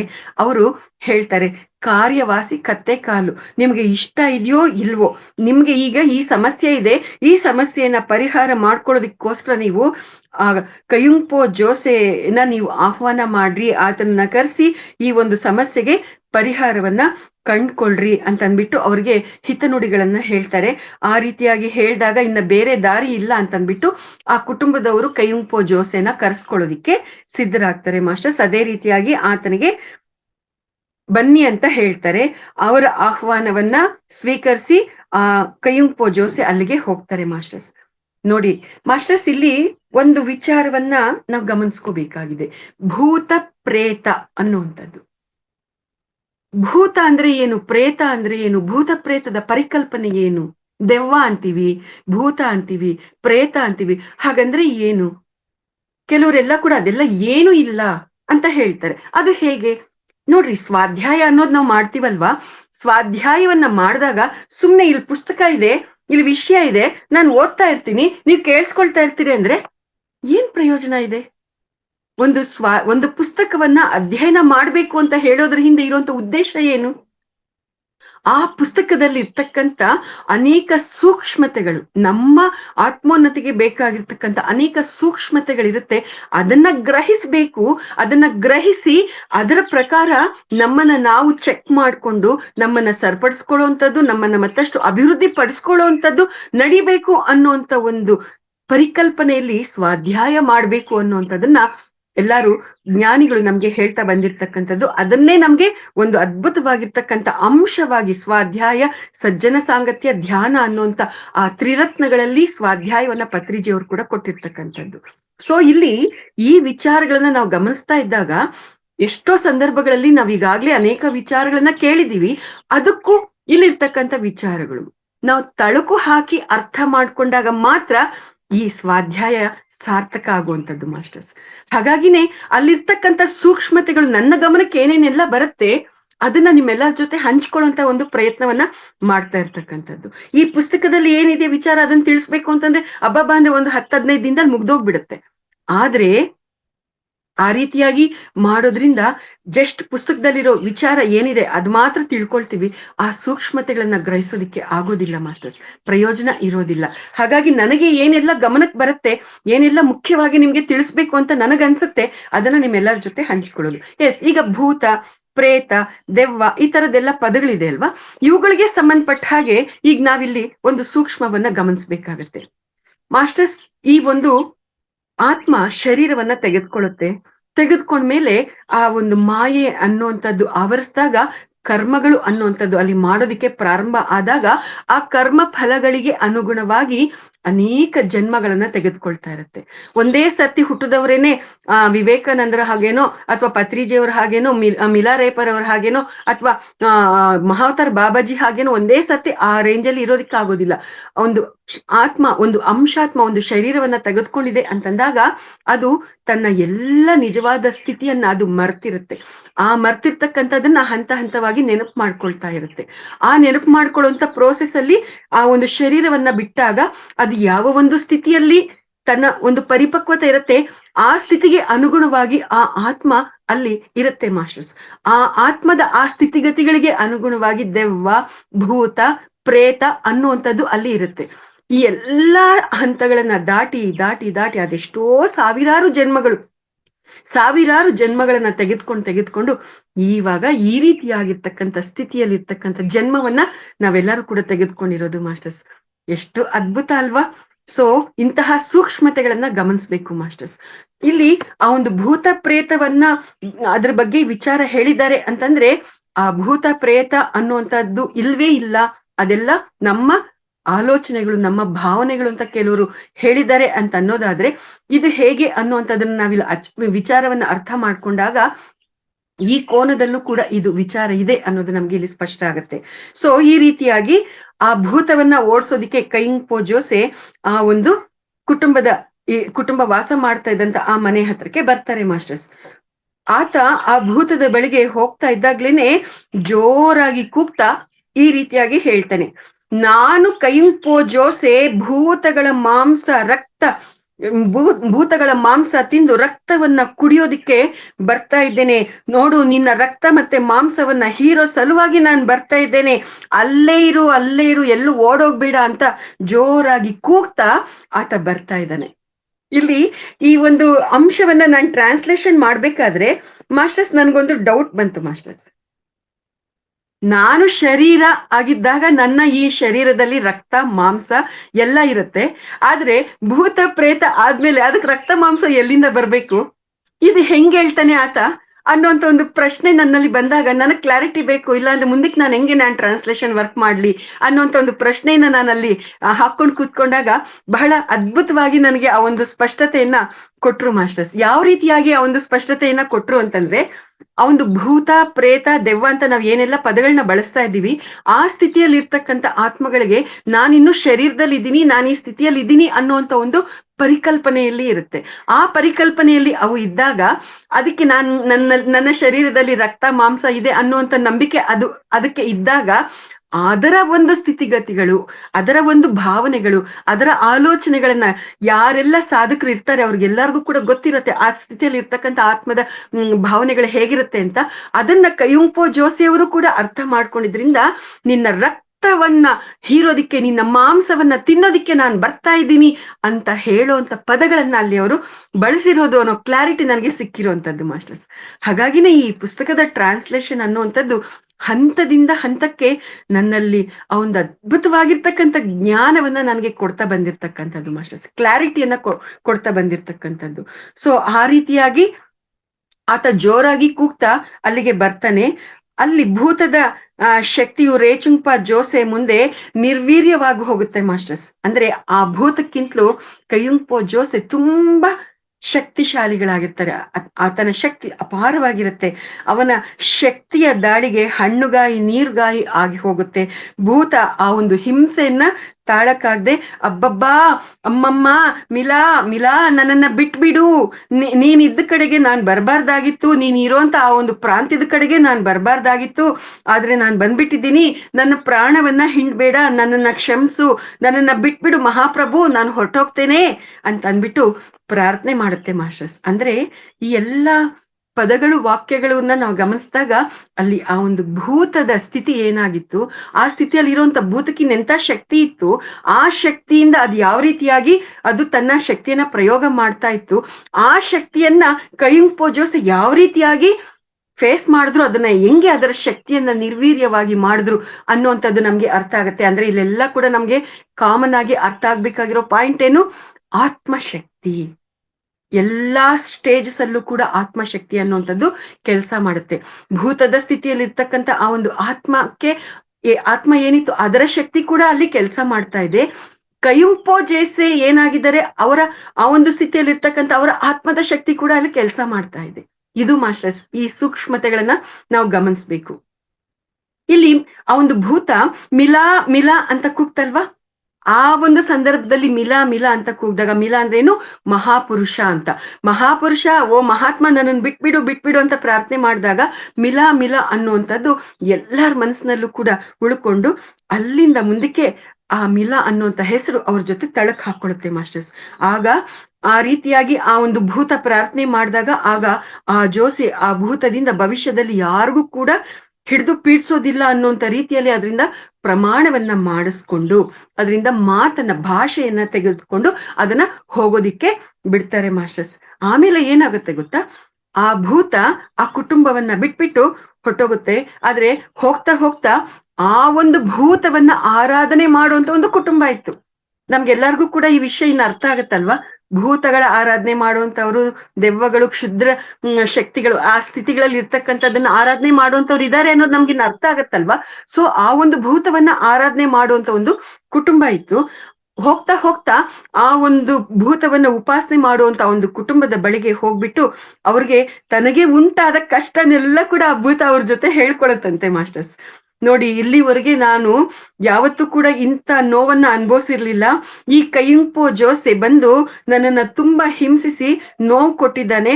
ಸತ್ತೇ ಹೋಗ್ತೇನೇನೋ ಅನ್ನುವಂತ ರೀತಿ ನನಗೆ ಆಗಿತ್ತು. ಕೊನೆಗೆ ತುಂಬಾ ಪ್ರಾರ್ಥನೆ ಮಾಡಿದ್ದಕ್ಕೆ ನನ್ನನ್ನ ನನ್ನಿಂದ ಪ್ರಮಾಣ ಮಾಡಿಸ್ಕೊಂಡು ನನ್ನನ್ನ ಹೋಗೋದಿಕ್ಕೆ ಬಿಟ್ಟಿದ್ದಾನೆ ಅಂತ ಅಂದ್ಬಿಟ್ಟು ಆ ಭೂತ ಅವ್ರ ಹತ್ರ ತನ್ನ ಸ್ಥಿತಿಯನ್ನ ಹೇಳಿ ಅಲ್ಲಿಂದ ಹೊರಟು ಹೋಗುತ್ತೆ ಮಾಸ್ಟರ್ಸ್. ಮತ್ತೆ ಆ ರೀತಿಯಾಗಿ ಹೊರಟೋದ್ಮೇಲೆ ಇನ್ನು ಭವಿಷ್ಯದಲ್ಲಿ ಅದು ಯಾರನ್ನೂ ಕೂಡ ಹಿಡ್ಕೊಂಡಂಗೆ ಪೀಡಿಸ್ದಂಗೆ ಎಲ್ಲೂ ಕೂಡ ಅದು ಇನ್ನು ವಿಚಾರ ಎಲ್ಲೂ ಕೂಡ ಇರೋದಿಲ್ಲ. ಅಂದ್ರೆ ಇದರಿಂದ ಏನ್ ಗೊತ್ತಾಗುತ್ತೆ ಅಂತಂದ್ರೆ, ಆ ಒಂದು ಭೂತ ಭವಿಷ್ಯದಲ್ಲಿ ಇನ್ಯಾರನ್ನೂ ಕೂಡ ಹಿಡ್ಕೊಳ್ದೆ ಅದು ಮುಕ್ತಿಯನ್ನ ಪಡ್ಕೊಂಡಿದೆ, ಇನ್ನು ಆ ಒಂದು ಸ್ಥಿತಿಯನ್ನ ದಾಟಿದೆ ಅನ್ನುವಂಥದ್ದು ಇಲ್ಲಿ ನಮ್ಗೆ ಅರ್ಥ ಆಗುತ್ತೆ ಮಾಸ್ಟರ್ಸ್. ಸೊ ಆ ದಿನದಿಂದ ಆತನ ಶಕ್ತಿಯ ಕಾರಣದಿಂದಾಗಿ ಜೋಸೆನನ್ನ ಎಲ್ಲಾರು ಕೂಡ ಮಿಲಾ ಮಿಲಾ ಅಂತ ಕರೆಯೋದಿಕ್ಕೆ ಪ್ರಾರಂಭ ಮಾಡ್ತಾರೆ. ಆ ರೀತಿಯಾಗಿ ಅವನ ನಂತರದ ವಾರಸುದಾರರೆಲ್ಲರಿಗೂ ಕೂಡ ಮಿಲಾ ಅನ್ನುವಂತ ಹೆಸರು ಮನೆತನದ ಹೆಸರಾಗಿ ಸ್ಥಿರವಾಗಿ ನಿಂತು ಬಿಡುತ್ತೆ. ಯಾರು ಆ ಮಿಲಾ ಆ ಮಿಲಾ ಮನೆಯವರ ಅನ್ನುವಂತ ರೀತಿಯಲ್ಲಿ ಮಾಮೂಲಿಯಾಗಿರುವಂತ ಹೆಸರು ಏನ್ ಹೇಳಿದ್ರು ಕೂಡ ಗೊತ್ತಾಗೋದಿಲ್ಲ. ಇವಾಗ ರಂಗನಾಥ್ ಅಂತಂದ್ರೆ ಯಾವ ರಂಗನಾಥ್ ಅಂತ ಹೇಳ್ತಾರೆ. ಮಹಾವತಾರ್ ಫೌಂಡೇಶನ್ ರಂಗನಾಥ್ ಸರ್ ಅಂತ ತಕ್ಷಣ ಎಲ್ಲಾರ್ಗು ಚೆಕ್ ಅಂತ ಅರ್ಥ ಆಗತ್ತಲ್ಲ. ಆ ರೀತಿಯಾಗಿ ಅಲ್ಲಿ ಆ ಒಂದು ಕುಟುಂಬದವರ ನಿಜವಾದ ಹೆಸರುಗಳು ಏನಿದೆ ಆ ಹೆಸರುಗಳಿಂದ ಅಲ್ಲದೆ ಆ ಮಿಲಾ ಅನ್ನುವಂತ ಹೆಸರಿನಿಂದ ಅವರೆಲ್ಲರ ಒಂದು ಐಡೆಂಟಿಫಿಕೇಶನ್ ಅನ್ನುವಂಥದ್ದು ಅಲ್ಲಿ ಸಿಗ್ತಾ ಇತ್ತು ಮಾಸ್ಟರ್ಸ್. ಈ ರೀತಿಯಾಗಿ ಪ್ರತಿ ತಲೆಮಾರಿನಲ್ಲೂ ಕೂಡ ವಾರಸುದಾರರಾಗಿ ಯಾರ್ಯಾರು ಇರ್ತಾ ಇದ್ರು ಅವರೆಲ್ಲರಿಗೂ ಮಿಲಾ ಅನ್ನುವಂತ ಒಂದು ಹೆಸರು ಅವ್ರಿಗೆ ಸೇರ್ಕೊಳ್ತಾ ಇತ್ತು. ಮತ್ತೆ ಆ ಒಂದು ಪ್ರತಿಯೊಂದು ತಲೆಮಾರಿನಲ್ಲೂ ಕೂಡ ವಾರಸುದಾರನಾಗಿ ಒಂದು ಗಂಡು ಮಗು ಅನ್ನೋದು ಜನಿಸ್ತಾನೆ ಇರ್ತಾ ಇತ್ತು. ಹಾಗಾಗಿ ಆ ಒಂದು ಹೆಸರು ಕ್ಯಾರಿಯನ್ ಆಗ್ತಾನೆ ಇತ್ತು ಅಂತ. ಮತ್ತೆ ಮುಂದಿನ ದಿನಗಳಲ್ಲಿ ಈ ಕೈಂಪೋ ಜೋಸೆ ವಿವಾಹ ಮಾಡ್ಕೊಳ್ತಾರೆ, ಒಂದು ಗಂಡು ಮಗುವನ್ನು ಕೂಡ ಅವ್ರು ಪಡ್ಕೊಳ್ತಾರೆ. ಆ ಗಂಡು ಮಗುವಿಗೆ ನೋಡ್ರಿ ಹೆಂಗೆ ಜನ್ಮ ಪರಂಪರೆಯ ವಿಚಾರಗಳು ಹೆಂಗ್ ಗೊತ್ತಾಗ್ತಾ ಬರುತ್ತೆ. ಆ ಕೈಂಪೋ ಜೋಸೆಗೆ ಒಂದು ಗಂಡು ಮಗು ಜನಿಸುತ್ತೆ. ಆ ಗಂಡು ಮಗುಗೆ ಭವಿಷ್ಯದಲ್ಲಿ ಮತ್ತೆ ಇಬ್ಬರು ಪುತ್ರರು ಜನಿಸ್ತಾರೆ. ಅವರಲ್ಲಿ ದೊಡ್ಡವನ ಹೆಸರು ಮಿಲಾ ದೋತುನ್ ಸೆನಗೆ ಅಂತ, ಮತ್ತೆ ಇನ್ನೊಬ್ಬನ ಹೆಸರು ಮಿಲಾ ದೋರ್ಜೆ ಸೆನಗೆ ಅಂತ. ಆ ಮಕ್ಕಳ ಹೆಸರನ್ನ ಇಲ್ಲಿ ನಮ್ಗೆ ತಿಳಿಸ್ತಾರೆ. ನೋಡ್ರಿ ಎಷ್ಟು ತಲೆಮಾರುಗಳಾಯ್ತು. 1, 2, 3, 4, 5, 6 ತಲೆಮಾರುಗಳನ್ನ ಇವಾಗ ನಾವಿಲ್ಲಿ ನೋಡ್ತಾ ಇದ್ದೀವಿ. ಇಲ್ಲಿ ಈ ರೀತಿಯಾಗಿರ್ತಕ್ಕಂಥ 2 ಹೆಸರುಗಳು ಹೇಳ್ತಾರಲ್ಲ, ಇಲ್ಲಿಂದ ಮುಂದಕ್ಕೆ ಇನ್ನೊಂದಷ್ಟು ಸ್ಪಷ್ಟತೆ ನಮ್ಗೆ ಗೊತ್ತಾಗ್ತಾ ಹೋಗುತ್ತೆ. ಈ ಮಿಲಾ ದೋರ್ಜೆ ಸೆರೆಗೆ ಚೆನ್ನಾಗಿ ಪಳಗಿದ ಜೂಜುಕೋರನಾಗಿ ತಯಾರಾಗಿರ್ತಾರೆ. ನೋಡ್ರಿ 6ನೇ ತಲೆಮಾರಿನಲ್ಲಿ ಈ ಒಂದು ವಿಚಾರ ನಮ್ಗೆ ಇಲ್ಲಿ ಗೊತ್ತಾಗ್ತಾ ಇರುವಂತದ್ದು. ಈ ಇಬ್ರು ಗಂಡು ಮಕ್ಕಳ ಹೆಸರನ್ನ ಹೇಳಿದ್ರಲ್ಲ, ಮಿಲಾ ದೋತುನ್ ಸೆನಗೆ ಮತ್ತೆ ಮಿಲಾ ದೋರ್ಜೆ ಸೆನಗೆ ಅಂತ. ಈ ಇಬ್ರಲ್ಲಿ ಈ ಮಿಲಾ ದೋರ್ಜೆ ಸೆನಗೆ ಅನ್ನುವಂತ ಈತ ಇದನಲ್ವಾ, ಈತ ಜೂಜುಕೋರನಾಗಿ ತಯಾರಾಗಿರ್ತಾನೆ. ಜೂಜುಕೋರನಾಗಿದ್ದು ಜೂಜಾಟದ ಹುಚ್ಚನ್ನ ಹಿಡಿಸ್ಕೊಂಡಿರ್ತಾನೆ. ಈತ ಜೂಜಾಟವನ್ನ ಆಡ್ತಾ ಅಪಾರವಾಗಿರ್ತಕ್ಕಂಥ ಹಣವನ್ನು ಕೂಡ ಗೆದ್ಕೊಂಡಿರ್ತಾನೆ. ಇಲ್ಲಿ ಒಂದು ವಿಷಯವನ್ನ ನಾವು ಚೆನ್ನಾಗಿ ಸೂಕ್ಷ್ಮತೆಯನ್ನ ಗಮನಿಸೋಣ. ಜೂಜು ಅನ್ನುವಂಥದ್ದೇನಿದೆ, ಆ ಒಂದು ಜೂಜು ಅನ್ನುವಂಥದ್ದು ಅಡ್ಡದಾರಿಯಾಗಿದೆ. ಕಷ್ಟಪಟ್ಟು ಸಂಪಾದನೆ ಮಾಡೋದಿಕ್ಕೂ ಈ ರೀತಿಯಾಗಿರ್ತಕ್ಕಂಥದ್ರಲ್ಲಿ ನಾವು ಸಂಪಾದನೆ ಮಾಡೋದಿಕ್ಕೂ ಬಹಳ ವ್ಯತ್ಯಾಸ ಇದೆ. ಕಷ್ಟಪಟ್ಟು ಸಂಪಾದನೆ ಮಾಡಿದಾಗ ಆ ಒಂದು ಬೆವರನ್ನ ಸುರಿಸಿದಾಗ, ಶರೀರವನ್ನ ಅದಕ್ಕೋಸ್ಕರ ಸವಿಸಿದಾಗ ಪಟ್ಟಿರ್ತಕ್ಕಂಥ ಕಷ್ಟದಿಂದ ಸಿಕ್ಕಿರ್ತಕ್ಕಂಥ ಒಂದು ಫಲಕ್ಕೆ ತುಂಬಾ ಬೆಲೆ ಇರುತ್ತೆ. ಅದಕ್ಕೆ ನಾವು ತುಂಬಾ ಗೌರವ ಕೊಡ್ತೀವಿ, ಅದನ್ನ ತುಂಬಾ ಜಾಣತನದಿಂದ ಅದನ್ನ ನಾವು ಉಪಯೋಗಿಸ್ಕೊಳ್ತೀವಿ, ಉಳಿಸ್ಕೊಳ್ತೀವಿ. ಆದ್ರೆ ಯಾವುದೇ ಕಷ್ಟ ಪಡ್ದಂಗೆ ಸಂಪಾದನೆ ಮಾಡುವಂಥದ್ದು ಇದೆಯಲ್ಲ, ಆ ರೀತಿಯಾಗಿರ್ತಕ್ಕಂಥ ಮಾರ್ಗದಲ್ಲಿ ಈ ಜೂಜು ಅನ್ನುವಂಥದ್ದು ಕೂಡ ಒಂದು. ಆ ಜೂಜಾಟವನ್ನ ಆಡಿ ಆತ ಅಪಾರ ಹಣವನ್ನ ಗೆದ್ಕೊಂಡಿರುವಂಥದ್ದು. ಅದರ ಪರಿಣಾಮ ಏನಾಗುತ್ತೆ ಅನ್ನೋದು ಮುಂದಿನ ವಿಚಾರಗಳಲ್ಲಿ ಗೊತ್ತಾಗುತ್ತೆ ಮಾಸ್ಟರ್ಸ್. ಆ ರೀತಿಯಾಗಿ ಆತ ಜೂಜನ್ನ ಆಡಿ ಅಪಾರವಾಗಿರ್ತಕ್ಕಂಥ ಹಣವನ್ನ ಗೆದ್ಕೊಂಡಿರ್ತಾನೆ. ಆ ರೀತಿಯಾಗಿ ಆತ ತುಂಬಾ ಹಣವಂತನಾಗಿ ಶ್ರೀಮಂತನಾಗಿ ಇರ್ಬೇಕಾದ್ರೆ ತುಂಬಾ ಪ್ರಸಿದ್ಧಿಯನ್ನು ಕೂಡ ಪಡ್ಕೊಂಡಿರ್ತಾನೆ. ಆ ರೀತಿಯಾಗಿದ್ದಾಗ ಆ ಒಂದು ಪ್ರಾಂತ್ಯದಲ್ಲಿ ಮತ್ತೊಂದು ಊರಿನಲ್ಲಿ ಆತನಿಗಿಂತಲೂ ನಿಪುಣನಾಗಿರ್ತಕ್ಕಂಥ ಮತ್ತೊಬ್ಬ ಜೂಜುಕೋರ ಇರ್ತಾನೆ. ಆತನಿಗೆ ಈತನ ಬಗ್ಗೆ ಗೊತ್ತಾಗಿರುತ್ತೆ. ಈತ ತುಂಬಾ ಶ್ರೀಮಂತನಾಗಿದ್ದಾನೆ, ತುಂಬಾ ಹಣಕಾಸು ಇದೆ ಅನ್ನೋದು ಗೊತ್ತಾಗತ್ತೆ. ಅವನ ಕಣ್ಣು ಈತನ ಮೇಲೆ ಬೀಳುತ್ತೆ. ಆಮೇಲೆ ಏನಾಗತ್ತೆ ಅಂತಂದ್ರೆ, ಜೂಜಾಟದಲ್ಲಿ ಅವನನ್ನ ಸೋಲ್ಸಿ ಅವನ ಹತ್ರ ಇರುವಂತ ಎಲ್ಲ ಹಣವನ್ನ, ಅವನ ಸಿರಿ ಸಂಪತ್ತೆಲ್ಲವನ್ನು ಕೂಡ ಕಸದ್ಕೋಬೇಕು ಅನ್ನುವಂತ ಒಂದು ಆಲೋಚನೆ ಈ ಜೂಜುಕೋರನ್ಗೆ ಬರುತ್ತೆ. ಆ ದೋರ್ಜೆ ವಾಸ ಮಾಡ್ತಾ ಇರ್ತಾನಲ್ಲ, ಆ ದೋರ್ಜೆ ವಾಸ ಮಾಡ್ತಾ ಇದ್ದಂತ ಆ ಊರ್ನಲ್ಲಿ ಆತನಿಗೆ ಸಂಬಂಧಪಟ್ಟಂತೆ ಕೆಲವು ಜನ ಬಂಧುಗಳು ಇರ್ತಾರೆ ಮಾಸ್ಟರ್ಸ್. ಆ ಬಂಧುಗಳ ಮನೆಗೆ ಆತ ಬರ್ತಾನೆ. ಬಂದ್ಬಿಟ್ಟು ಆತ ಅವ್ರ ಮನೆಯಲ್ಲಿ ಉಳ್ಕೊಂಡು ದೋರ್ಜೆಯನ್ನ ಭೇಟಿ ಮಾಡೋದಿಕ್ಕೆ ಹೋಗ್ತಾನೆ. ಆತ ದೋರ್ಜೆ ಬಳಿಗೆ ಬಂದು ಆತನ ನೈಪುಣ್ಯತೆಯನ್ನ ಪರೀಕ್ಷಿಸಿ ತಿಳ್ಕೋಬೇಕು ಅನ್ನುವಂತ ಸಲುವಾಗಿ ದೋರ್ಜೆಯನ್ನ ಜೂಜಾಟಕ್ಕೆ ಆಹ್ವಾನ ಮಾಡ್ತಾನೆ. ಆಹ್ವಾನ ಮಾಡಿ ಸ್ವಲ್ಪ ಪ್ರಮಾಣದ ಮೌಲ್ಯವನ್ನ ಪಣಕ್ಕೆ ಕಾಯ್ತಾ ಆಟವನ್ನ ಮುಂದುವರಿಸ್ತಾನೆ.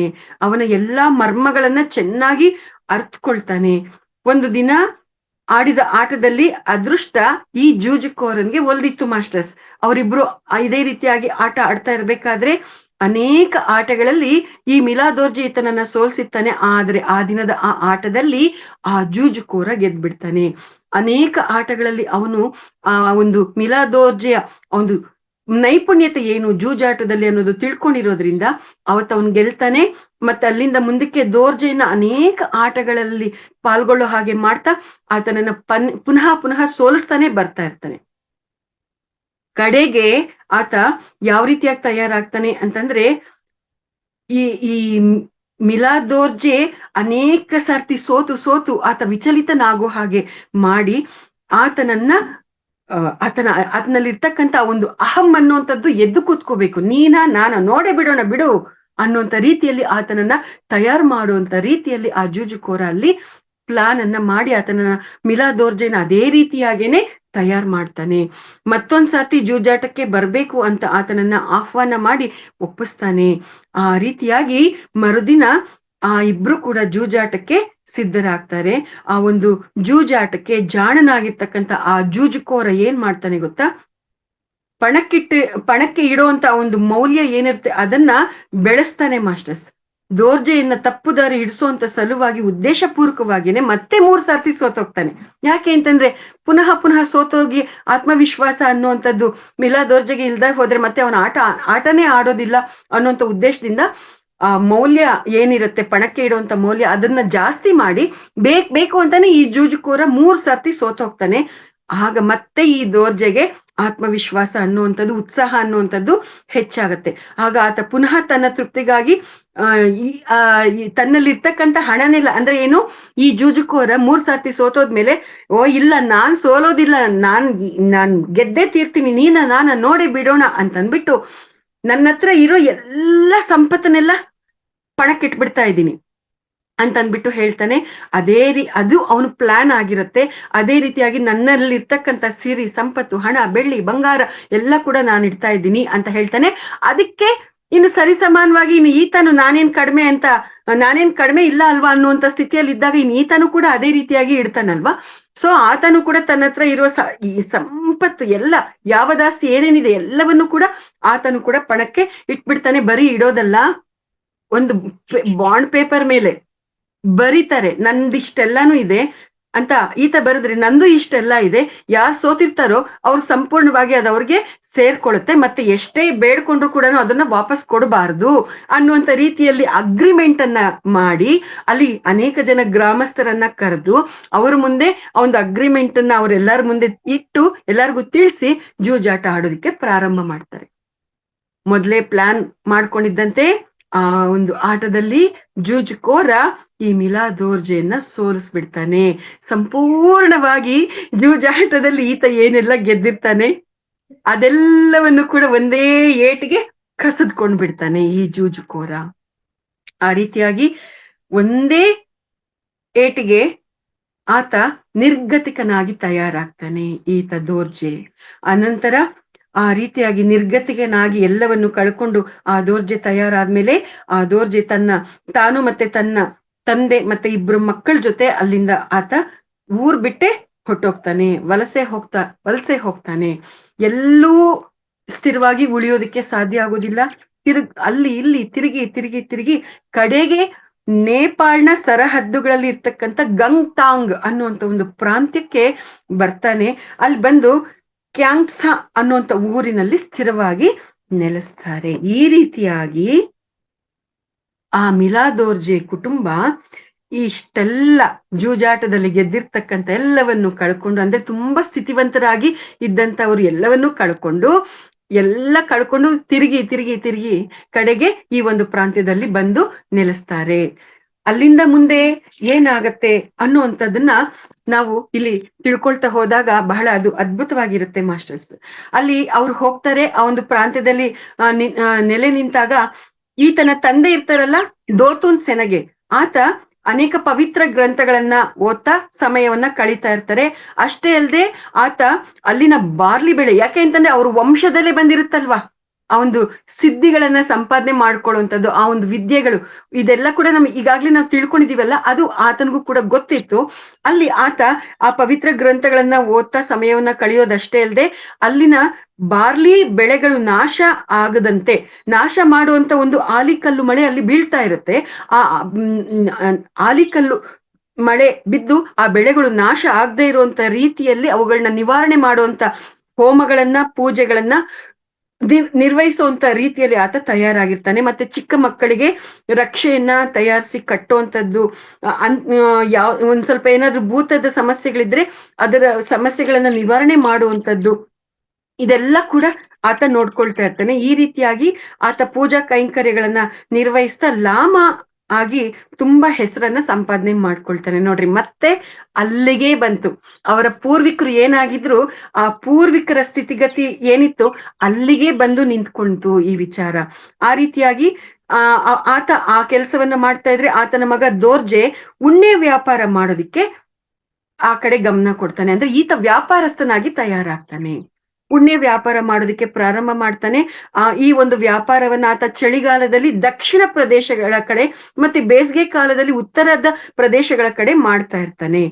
ಮತ್ತೆ ಮಂಗ್ಯೂ ಗಂಗ್ಟಂಗ್ ಪಟ್ಟಣಗಳವರೆಗೆ ಹೋಗಿ ಬರ್ತಾ ಇರ್ತಾನೆ ವ್ಯಾಪಾರವನ್ನ ಮಾಡುವಂತ ಸಲುವಾಗಿ. ಹೀಗೆ ತಂದೆ ಮಗ ಇಬ್ರು ಒಳ್ಳೆ ರೀತಿಯಲ್ಲಿ ಈತ ವ್ಯಾಪಾರ ಮಾಡಿ ಸಂಪಾದನೆ ಮಾಡ್ತಾ ಇದ್ರೆ ಆತ ಲಾಮ ಆಗಿ ಕಾಣಿಕೆಗಳನ್ನ ಪಡ್ಕೊಳ್ತಾ ಇರ್ತಾನೆ.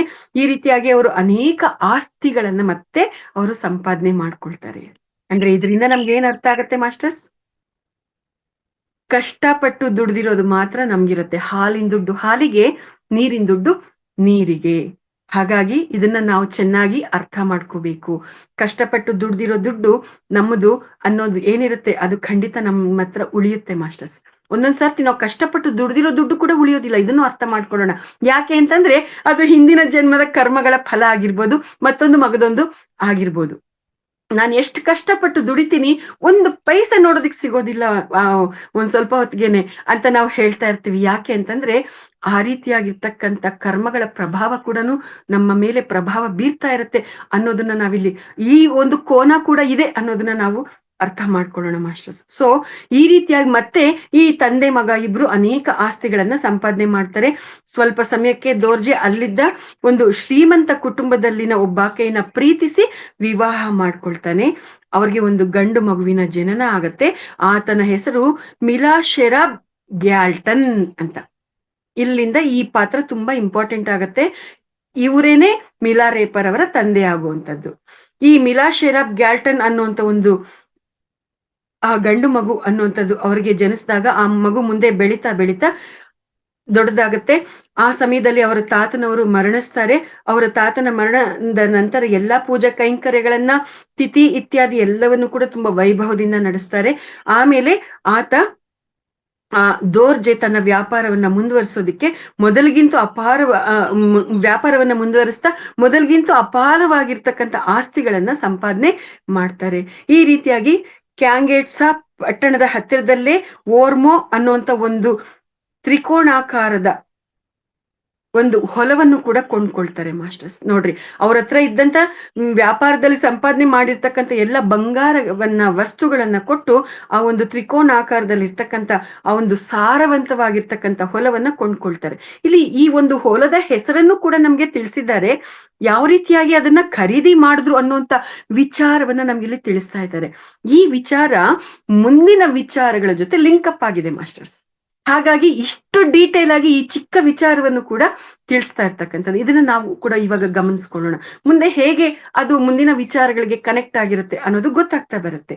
ಸೊ ಆ ರೀತಿಯಾಗಿ ಅಲ್ಲಿನ ಸಂಪ್ರದಾಯದ ಪ್ರಕಾರ ಅಲ್ಲಿ ಆ ಒಂದು ಹೊಲಕ್ಕೆ ಓರ್ಮೋ ಅನ್ನುವಂತ ಹೆಸರು ಕೂಡ ಕೊಡ್ತಾರೆ. ಯಾಕೆ ಅಂತಂದ್ರೆ ಅಲ್ಲೊಂದು ಸಂಪ್ರದಾಯ ಇರುತ್ತೆ ಮಾಸ್ಟರ್ಸ್.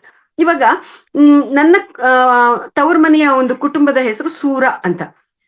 ಆ ಒಂದು ಸೂರ ಮನೆತನದಲ್ಲಿ ಯಾರಾದ್ರೂ ಏನಾದ್ರೂ ಖರೀದಿ ಮಾಡಿದ್ದಾರೆ ಅಂತಂದ್ರೆ ಖರೀದಿ ಮಾಡಿರ್ತಕ್ಕಂಥ ಆ ಒಂದು ಸ್ಥಳಕ್ಕೆ ಸೂರ ಅನ್ನುವಂತ ಹೆಸರೇ ಇಡಬೇಕು ಅನ್ನುವಂಥದ್ದು ಸಂಪ್ರದಾಯ ಆಗಿರುತ್ತೆ. ಅಲ್ಲಿ ಆ ರೀತಿಯಾಗಿರ್ತಕ್ಕಂಥ ಒಂದು ಸಂಪ್ರದಾಯ ಇದ್ದಿದ್ರಿಂದ ಅವರು ಓರ್ಮೋ ಅನ್ನುವಂತ ಒಂದು ಕುಟುಂಬದವರಿಂದ ಆ ಒಂದು ಹೊಲವನ್ನ ಖರೀದಿ ಮಾಡಿದ್ರಿಂದ ಆ ಒಂದು ತ್ರಿಕೋಣಾಕಾರದಲ್ಲಿ ಇದ್ದಂತ ಆ ಒಂದು ಹೊಲಕ್ಕೆ ಓರ್ಮೋ ಹೊಲ ಅನ್ನುವಂತ ಹೆಸರನ್ನೇ ಕೂಡ ಅದಕ್ಕೆ ಇಡ್ತಾರೆ ಮಾಸ್ಟರ್ಸ್. ಅದ್ ನೋಡಿ ಎಂತ ಒಂದು ಸಂಪ್ರದಾಯ ಅಲ್ವಾ ಟಿಬೆಟ್ ಪ್ರಾಂತ್ಯದ ಪ್ರದೇಶದಲ್ಲಿ. ಸೊ ಈ ಎಲ್ಲ ಸೂಕ್ಷ್ಮತೆಗಳನ್ನ ಗಮನಿಸಿದಾಗ ಅಲ್ಲಿನ ಪ್ರದೇಶಗಳ ಹಲವಾರು ವಿಚಾರಗಳು ನಮ್ಗೆ ಗೊತ್ತಾಗುವಂಥದ್ದು. ಸೊ ಆ ರೀತಿಯಾಗಿ ಓರ್ಮೋ ತ್ರಿಕೋಣ ಅನ್ನುವಂತ ಒಂದು ಹೆಸರನ್ನ ಅದಕ್ಕೆ ಇಡ್ತಾರೆ. ಆ ಒಂದು ಸ್ಥಳಕ್ಕೆ ಹತ್ತಿರದಲ್ಲೇ ತನ್ನ ಪಕ್ಕದವ್ರಿಗೆ ಸಂಬಂಧಪಟ್ಟಂತ ಮನೆಯ ಸ್ಥಳ ಇರುತ್ತೆ, ಅದನ್ನೂ ಕೂಡ ಅವರು ಕೊಂಡ್ಕೊಂಡು ಅಲ್ಲಿ ಒಂದು ಮನೆಯನ್ನ ಕೂಡ ನಿರ್ಮಾಣ ಮಾಡ್ತಿದ್ದಾರೆ. ಎಸ್ ಮಾಸ್ಟರ್ಸ್, ಈ ರೀತಿಯಾಗಿ ಅಲ್ಲಿ ಒಂದು ಮನೆಯನ್ನ ಖರೀದಿ ಮಾಡಿ ಆ ರೀತಿಯಾಗಿ ಅಲ್ಲಿ ಅವರು ಒಂದು ಸ್ಥಿರಾಸ್ತಿಯನ್ನ ಅದ್ಭುತವಾಗಿ ಅವರು ತಯಾರು ಮಾಡ್ಕೊಳ್ತಾರೆ. ಇವತ್ತಿಗೆ ಈ ಒಂದು ಮಿಲಾರೇಪಾರ್ ಅವರ ಜೀವನ ಚರಿತ್ರೆಯ ವಿಚಾರಗಳಿಗೆ ಇಲ್ಲಿಗೆ ವಿರಾಮ ಕೊಡೋಣ. ಮುಂದಿನ ವಿಚಾರಗಳನ್ನ ಮತ್ತೆ ನಾವು ನಾಳೆ ಗಮನಿಸೋಣ ಮಾಸ್ಟರ್ಸ್. ಇಷ್ಟು ಹೊತ್ತು ಇಷ್ಟೆಲ್ಲ ವಿಚಾರಗಳನ್ನ ನಿಮ್ಮೆಲ್ಲರ ಜೊತೆ ಹಂಚ್ಕೊಳ್ಳೋದಿಕ್ಕೆ ನನಗೆ ಈ ಒಂದು ವೇದಿಕೆ ಅವಕಾಶ ಮಾಡಿಕೊಟ್ಟಿದೆ. ಈ ಅವಕಾಶವನ್ನು ಮಾಡಿಕೊಟ್ಟಿರ್ತಕ್ಕಂಥ ಈ ವೇದಿಕೆಗೆ ನಾನು ಆತ್ಮಪೂರ್ವಕವಾಗಿರ್ತಕ್ಕಂಥ ಧನ್ಯವಾದಗಳನ್ನ ಮತ್ತೆ ಕೃತಜ್ಞತೆಗಳನ್ನ ಅರ್ಪಿಸ್ತಾ ಇದ್ದೀನಿ masters. Thank you, thank you, thank you. Thank you madam. Thank you madam, ತಾವು ಅದ್ಭುತವಾಗಿ ತಿಳಿಸ್ಕೊಟ್ಟಿದ್ದೀರಾ. ಸೊ ಇದನ್ನ ಏನು ಸ್ವಾಧ್ಯಾಯ ಸೊ ತುಂಬಾ ಅದ್ಭುತವಾಗಿತ್ತು. ಅದ ಮಾಸ್ಟರ್ಸ್ ನಿಮ್ಗೆ ಇದ್ರ ಬಗ್ಗೆ ಮೇಡಮ್ ಬಗ್ಗೆ ಏನಾದ್ರು ಕ್ವಶನ್ಸ್ ಇದ್ರೆ ನೀವು ಕೇಳಬಹುದು, ಇಲ್ಲಾಂದ್ರೆ ನಿಮ್ಮ ಅಭಿಪ್ರಾಯಗಳನ್ನ ತಿಳಿಸ್ಬೇಕು. ನಿಮ್ಗೆ 3 ಅಥವಾ 5 ಮಾಸ್ಟರ್ಸ್ಗೆ ಇಲ್ಲಿ ಅವಕಾಶ ಇರುತ್ತೆ. ಯಾರು ಮಾತಾಡ್ಬೇಕಂತ ಇದ್ರೆ ಅದನ್ನ ಹ್ಯಾಂಡ್ ರೈಸ್ ಮಾಡಿ ನಿಮ್ಮನ್ನ ಅನ್ಮ್ಯೂಟ್ ಮಾಡ್ತೀವಿ. ಒಂದು ನಿಮಿಷ ರಾಜ ಸರ್. ರಂಗನಾಥ್ ಸರ್, ನೀವೇನೋ ಹೇಳ್ಬೇಕು ಅಂತ ಅನ್ಕೊಂಡ್ರಿ, ದಯವಿಟ್ಟು ಫಸ್ಟ್ ನೀವು ಹೇಳ್ಬಿಡಿ. Yes madam. ಎಸ್ ಮಾಸ್ಟರ್ಸ್, ಈಗಾಗಲೇ 2 ಸಂಚಿಕೆಗಳು ಆಗಿದೆ. ಅದು 3ನೇ ಸಂಚಿಕೆ ಇವತ್ತು ಮಾಡ್ಕೊಂಡಿದ್ವಿ. ಸೊ ಪ್ರತಿಯೊಬ್ಬರು ಏನಂದ್ರೆ ಇದು ಆದಷ್ಟು ಬುಕ್ ಇದ್ರೆ ಬುಕ್ಕು ಓದ್ತಾ ಹೋಗ್ಬೇಕಾಗತ್ತೆ ಪ್ಯಾರಲ್ ಆಗಿ. ಈಗ ಮೇಡಮ್ ಏನೇನು ಹೇಳ್ತಾರೋ ಅದು ಬುಕ್ ಇದ್ರೆ, ನಿಮ್ಮ ಹತ್ರ ಬುಕ್ ಇದ್ರೆ ಬುಕ್ಕು ತರಿಸ್ಕೊಳ್ಳಿ. ಇಲ್ಲಾಂದ್ರೆ ಈ ಫೆಸ್ಟ್ ಇದೆಲ್ಲ, ಫೆಸ್ಟ್ ಸಮಯದಲ್ಲಿ ಬುಕ್ ಸಿಗತ್ತೆ ನಮ್ಮ ಕೇಂದ್ರದಲ್ಲಿ. ಎಲ್ಲ ಬುಕ್ಸ್ ಅಲ್ಲಿ ನಾವು ಅರೇಂಜ್ ಮಾಡ್ತೀವಿ, ಖಂಡಿತ ನೀವು ತಗೋಬಹುದು.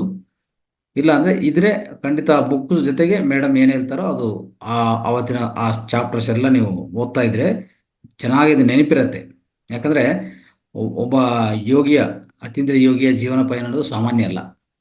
ಅವರು ಏನೇನು ಅನುಭವಿಸಿದ್ರೋ ಅದು ಮಚ್ಚಗೆ ಸ್ವಲ್ಪ ಒಂದು 2 ಅಂಶಗಳು ನಮ್ಮ ಜೀವನದಲ್ಲಿ ಅಳವಡಿಸ್ಕೊಂಡ್ರೆ ಏನೋ ಕಷ್ಟಗಳಂತ ಅನ್ಕೊತಾ ಇರ್ತೀವಲ್ಲ, ಅದೆಲ್ಲ ಸುಲಭವಾಗುತ್ತೆ. ಹೇಳ್ಬೇಕಂದ್ರೆ ಆ ರೀತಿಯಲ್ಲಿ ನಮ್ಮ ಜೀವನ ನಡ್ಸ್ಕೊಂಡಿದ್ರೆ ಯಾವುದೇ ಒತ್ತಡಕ್ಕೆ ಒಳಗಾಗಲ್ಲ, ಒತ್ತಡ ಅಂತೂ ಅನ್ಸಲ್ಲ ಜೀವನ. ಆ ರೀತಿಯಲ್ಲಿ ದಯವಿಟ್ಟು ಪ್ರತಿಯೊಬ್ಬರು ಬುಕ್ಕು ಅಂದರೆ ಇದು ಕೇಳಿಸ್ಕೊಂಡ ಜೊತೆಗೆ ಓದಿ ಅಂತ ನಾನು ಹೇಳ್ತೀನಿ. ಬುಕ್ ಇಲ್ಲ ಅಂದರೆ ತರಿಸ್ಕೊಳ್ಳಿ, ಇಲ್ಲ ಅಂದರೆ ನಮ್ಮ ಕೇಂದ್ರಕ್ಕೆ ಬರುವಾಗ ಅವಾಗ ತಗೊಳ್ಳಿ. Okay, right. Okay madam. Yes Raja sir, continue ಮಾಡಿ ಪ್ಲೀಸ್. ಓಕೆ ಮಾಸ್ಟರ್ಸ್, ಯಾರಾದ್ರೂ ನಿಮ್ಮ ಅಭಿಪ್ರಾಯಗಳನ್ನ ತಿಳಿಸ್ತೀರಾ? ಹ್ಯಾಂಡ್ ರೈಸ್ ಮಾಡ್ತೀರಾ? ಓಕೆ, ಬಾಲಾಕ್ಷಿ ಮೇಡಮ್ ಮಾತಾಡಿ. ನಮಸ್ತೆ ಮೇಡಮ್. ನಮಸ್ತೆ ಮೇಡಮ್. ಮಿಲಾರೇಪಾರ್ದು ಅದ್ಭುತ ಜೀವನ 3 ದಿನದಿಂದ ಕೇಳ್ತಾ ಇದ್ದೇವೆ ಮೇಡಮ್. ಒಂದೊಂದು ವಿಷಯ ಹೊಸ ಹೊಸದು ಅನ್ನಿಸ್ತದೆ ಮೇಡಮ್. ನೀವು ಹೇಳೋ ಶೈಲಿನೂ ಕೂಡ ಚೆನ್ನಾಗೈತೆ ಮೇಡಮ್. ಕರ್ಮಗಳನ್ನ ನಾವು ಇವಾಗ ಕಳ್ಕೋಬೇಕಂದ್ರೆ ಏನ್ ಮಾಡ್ಬೇಕು ಮೇಡಮ್? ಕರ್ಮಗಳನ್ನ ಕಳ್ಕೊಳ್ಳೋದಿಕ್ಕೆ ಸಂಬಂಧಪಟ್ಟ ಹಾಗೆ ಹಲವಾರು ವಿಧಾನಗಳು, ವಿಚಾರಗಳು ಇರುತ್ತೆ ಮೇಡಮ್. ನನಗೆ ನನ್ನ ಅನುಭವ ಪೂರ್ವಕವಾಗಿ ನನಗೆ ಅರ್ಥ ಆಗಿರ್ತಕ್ಕಂಥ ವಿಚಾರವನ್ನ ನಾನು ಹೇಳ್ಬೇಕು ಅಂತಂದ್ರೆ, ಧ್ಯಾನ ಸೇವೆ, ಧ್ಯಾನ ಸೇವೆ ಮತ್ತೆ ಜ್ಞಾನ, ಧ್ಯಾನ ಜ್ಞಾನ ಸೇವೆ, ಈ 3ರಿಂದ ಕರ್ಮಗಳನ್ನ ಪ್ರಕ್ಷಾಳನೆ ಮಾಡ್ಕೊಳ್ಳೋದಕ್ಕೆ ಸಾಧ್ಯ ಆಗಿರುವಂತ ಅನುಭವ ಜ್ಞಾನ ನನಗಿರೋದ್ರಿಂದ ನಾನು ಅದನ್ನ ಗಟ್ ಫೀಲಿಂಗ್ ಇಂದ ಹೇಳ್ಬಲ್ಲೆ ಮೇಡಮ್. ಧ್ಯಾನ ಮಾಡ್ತಾ ಮಾಡ್ತಾ ನನ್ನ ಆತ್ಮಶಕ್ತಿ ಮತ್ತೆ ನನ್ನ ಮನೋಬಲ ಅನ್ನುವಂಥದ್ದು ಹೆಚ್ಚಾಗ್ತಾ ಬಂತು. ಆ ಮನೋಬಲ ಮತ್ತೆ ಆತ್ಮಶಕ್ತಿ ಹೆಚ್ಚಾದಾಗ ನನಗೆ ಎದುರಾದಂತ ಕಷ್ಟಗಳನ್ನ ಎದುರಿಸಿ ನಿಲ್ಲೋದಿಕ್ಕೆ ನನಗೆ ಸಾಧ್ಯ ಆಯ್ತು. ತದನಂತರ ನನಗೆ ಏನೆಲ್ಲ ಆ ಒಂದು ಕಷ್ಟಗಳು ಬರ್ತಾ ಇತ್ತು ಅದಕ್ಕೆ ಅನುಗುಣವಾಗಿ ನನಗೆ ಆ ಒಂದು ಜ್ಞಾನ ಸಿಗ್ತಾ ಬಂತು. ನನಗೆ ಈ ಒಂದು ಪರೀಕ್ಷೆ ಯಾಕೆ ಬರ್ತಾ ಇದೆ, ನಾನು ಅದನ್ನ ಕಷ್ಟ ಅನ್ನೋದಿಲ್ಲ, ಶಿಕ್ಷೆ ಅನ್ನೋದಿಲ್ಲ, ಶಿಕ್ಷಣ ಅಂತ ಹೇಳ್ತೀನಿ. ಈ ರೀತಿಯಾಗಿರ್ತಕ್ಕಂಥ ಶಿಕ್ಷಣ ನನಗೆ ಯಾಕೆ ಸಿಗ್ತಾ ಇದೆ, ಈ ಶಿಕ್ಷಣದಲ್ಲಿ ನಾನು ಕಲಿಬೇಕಾಗಿರೋದು ಏನು ಅನ್ನೋಂತ ಒಂದು ಪ್ರಶ್ನೆಯನ್ನ ನಾನು ಅಲ್ಲಿ ಹಾಕೊಂಡಾಗ ನಾನ್ ಕಲಿಬೇಕಾಗಿರ್ತಕ್ಕಂಥ ವಿಚಾರಗಳು ಏನು, ನಾನ್ ರಿಯಲೈಸ್ ಆಗ್ಬೇಕಾಗಿರ್ತಕ್ಕಂಥ ವಿಚಾರಗಳು ಏನು ಅನ್ನುವಂಥದ್ದು ಗೊತ್ತಾಗ್ತಾ ಬಂತು. ಅದಕ್ಕೆ ಪೂರಕವಾಗಿರ್ತಕ್ಕಂಥ ಜ್ಞಾನ ಸಿಕ್ತು. ಆ ಜ್ಞಾನ ಅನ್ನುವಂಥದ್ದು ಸಿಕ್ಕಿದಾಗ ಅದನ್ನ ನನ್ನ ನಿತ್ಯ ಜೀವನದಲ್ಲಿ ಅಳವಡಿಸ್ಕೊಳ್ಳೋದಕ್ಕೆ ಪ್ರಾರಂಭ ಮಾಡಿದಾಗ ಆ ಒಂದು ಜ್ಞಾನ ಅಗ್ನಿಯಾಗಿ ಪರಿಣಮಿಸಿ ಆ ಒಂದು ಅಗ್ನಿ ಆ ಕರ್ಮಗಳನ್ನ ಭಸ್ಮ ಮಾಡ್ತಾ ಬಂದಿರ್ತಕ್ಕಂಥದ್ದು ಮೇಡಮ್. ಜ್ಞಾನಾಗ್ನಿ ದಗ್ಧ ಕರ್ಮಾಣ ಅಂತ ಹೇಳಿರುವಂತದ್ದು. ಹಾಗಾಗಿ ಅದಕ್ಕೋಸ್ಕರನೇ ಜ್ಞಾನ ಅನ್ನುವಂಥದ್ದು ನಮ್ಮ ಕರ್ಮಗಳನ್ನ ದಗ್ಧ ಮಾಡುತ್ತೆ ಯಾವಾಗ ನಿತ್ಯ ಜೀವನದಲ್ಲಿ ಅಳವಡಿಸ್ಕೊಂಡಾಗ. ಮತ್ತೆ ಆ ನಿತ್ಯ ಜೀವನದಲ್ಲಿ ಅಳವಡಿಸ್ಕೊಳ್ಳೋದಷ್ಟೇ ಅಲ್ಲದೆ ಸೇವೆಯನ್ನ ಮಾಡ್ತಾ ಇದ್ದಾಗ ಅದು ಬಹಳ ಬಹಳ ಅದ್ಭುತವಾಗಿ ಮತ್ತಷ್ಟು ಶಕ್ತಿ ಬರುತ್ತೆ ಕರ್ಮಗಳ ಒಂದು ಪ್ರಕ್ಷಾಳನೆ ಮಾಡ್ಕೊಳ್ಳುವಂತ ನಿಟ್ಟಿನಲ್ಲಿ. ನನ್ ಬರೀ ಧ್ಯಾನ ಮಾಡ್ತಾ ಆ ಒಂದು ಜ್ಞಾನವನ್ನ ನಾನ್ ಪಡ್ಕೊಳ್ತಾ ಆ ಕರ್ಮಗಳನ್ನ ಪ್ರಕ್ಷಾಳನೆ ಮಾಡ್ಕೊಳ್ಳೋದಕ್ಕೆ ಪ್ರಯತ್ನ ಮಾಡ್ತಾ ಇದ್ದಾಗ ಅದು ಎಷ್ಟು ತ್ರಾಸದಾಯಕವಾಗಿತ್ತು, ಎಷ್ಟು ಹೋರಾಟದಾಯಕವಾಗಿತ್ತು ಅನ್ನೋದು ನನಗ್ ಗೊತ್ತು. ಆ ಸ್ಥಿತಿಯಲ್ಲಿ ಇದ್ದಾಗ್ಲೂ ಕೂಡ ನಾನು ಇವಾಗ ಈ ರೀತಿಯಾಗಿ ಜ್ಞಾನವನ್ನ ಹಂಚುವಂಥದ್ದು, ಈ ರೀತಿಯಾಗಿ ಸೇವೆ ಮಾಡುವಂಥದ್ದು ಪ್ರಾರಂಭ ಮಾಡಿದ್ಮೇಲೆ ಆ ಒಂದು ಎಂತ ಶಕ್ತಿ ನನ್ನಲ್ಲಿ ಅಕ್ಯುಮುಲೇಟ್ ಆಯ್ತು, ಎಷ್ಟು ಈಸಿಯಾಗಿ ನಾನು ಅದರಿಂದ ಆಚೆಗೆ ಬರೋದಕ್ಕೆ ಸಾಧ್ಯ ಆಗ್ತಾ ಇದೆ ಅನ್ನುವಂಥದ್ದು ನನಗೆ ಅನುಭವಪೂರ್ವಕವಾಗಿ ಅರ್ಥ ಆಗಿರೋದು ಮೇಡಮ್.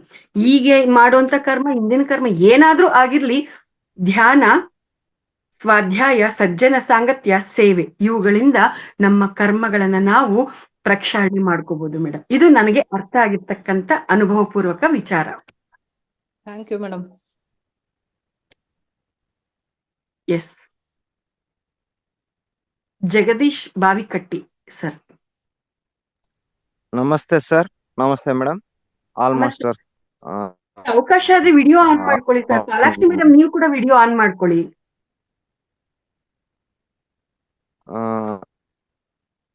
ಮೇಡಮ್, ಈಗ ಒಳ್ಳೆ ವಿಷಯ. ಜಗದೀಶ್ ಸರ್, ನಿಮ್ದು ಧ್ವನಿ ಸ್ಪಷ್ಟವಾಗಿ ಕೇಳಿಸ್ತಾ ಇಲ್ಲ. ವಾಯ್ಸ್ ಬ್ರೇಕ್ ಆಗ್ತಾ ಇದೆ.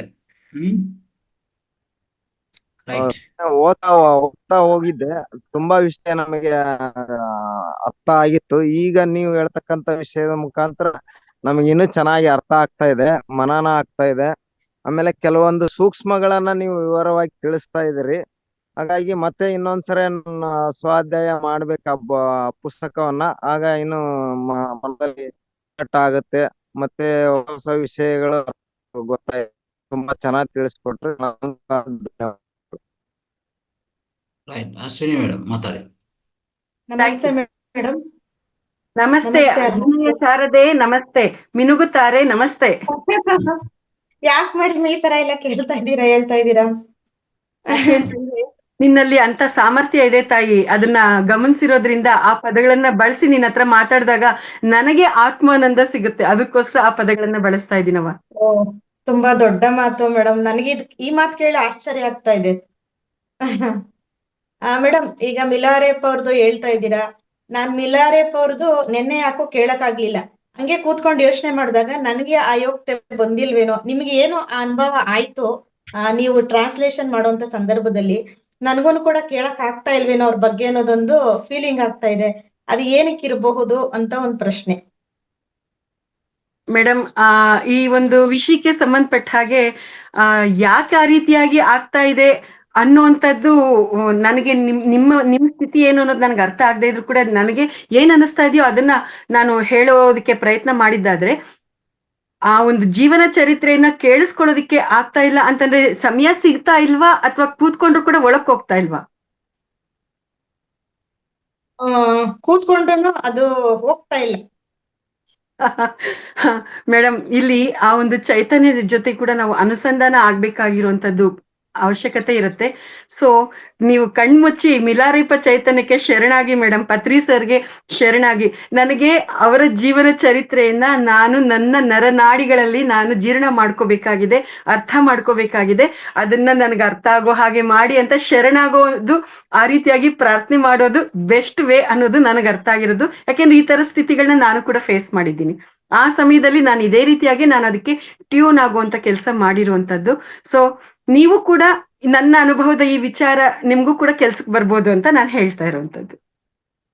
ಮೇಡಮ್ ಮಿನುಗುತ್ತಾರೆ ಅಂತ ಟೈಟಲ್ ಕೊಟ್ಟಿರೋದ್ರಿಂದ ನಾನು ಇನ್ನೊಂದು ಪ್ರಶ್ನೆ ಕೇಳ್ತೀನಿ ಮೇಡಮ್. ಈಗ ತಾನೇ ಒಬ್ರು ಮೇಡಮ್ ಕ್ವಶನ್ ಕೇಳಿದ್ರು, ಕರ್ಮಗಳನ್ನ ಕಳ್ಕೊಳ್ಳೋದಕ್ಕೆ ಏನ್ ಮಾಡ್ಬೇಕು ಅಂತ. ಈಗ ಕರ್ಮ ಕಳ್ಕೊಳ್ಳೋದಕ್ಕೆ ನೀವ್ ಹೇಳಿದ್ರಿ ಧ್ಯಾನ, ಸ್ವಾಧ್ಯಾಯ, ಸಜ್ಜನ ಸಂಗತಿಯ ಸೇವೆ ಅಂತ. ಈಗ ಮತ್ತೊಂದು ಕೋನದಲ್ಲಿ ನೋಡಿದಾಗ, ಈಗ ನಾವು ನದಿ ತೀರದಲ್ಲಿ ಏನೋ ನಮಗೆ ಹೋಮ ಮಾಡಿಸ್ತಾರೆ, ಏನೋ ಪೂಜೆಗಳು ಮಾಡಿಸ್ತಾರೆ, ಪಿತೃದೋಷ, ಮಾತೃದೋಷ ಅಂತ ಎಲ್ಲ ಇರುತ್ತೆ ಅಂತ ಹೇಳ್ತಾರೆ. ಇದು ಎಷ್ಟ್ರ ಮಟ್ಟಕ್ಕೆ ನಿಜ ಸುಳ್ಳು ಅಂತ ಗೊತ್ತಾಗ್ತಾ ಇಲ್ಲ. ಅಶ್ವಿನಿ ಮೇಡಮ್, ಇದಕ್ಕೆ ಸಂಬಂಧಪಟ್ಟ ಹಾಗೆ ಒಂದು ಸೂಕ್ಷ್ಮತೆಯನ್ನ ಗಮನಿಸೋಣ.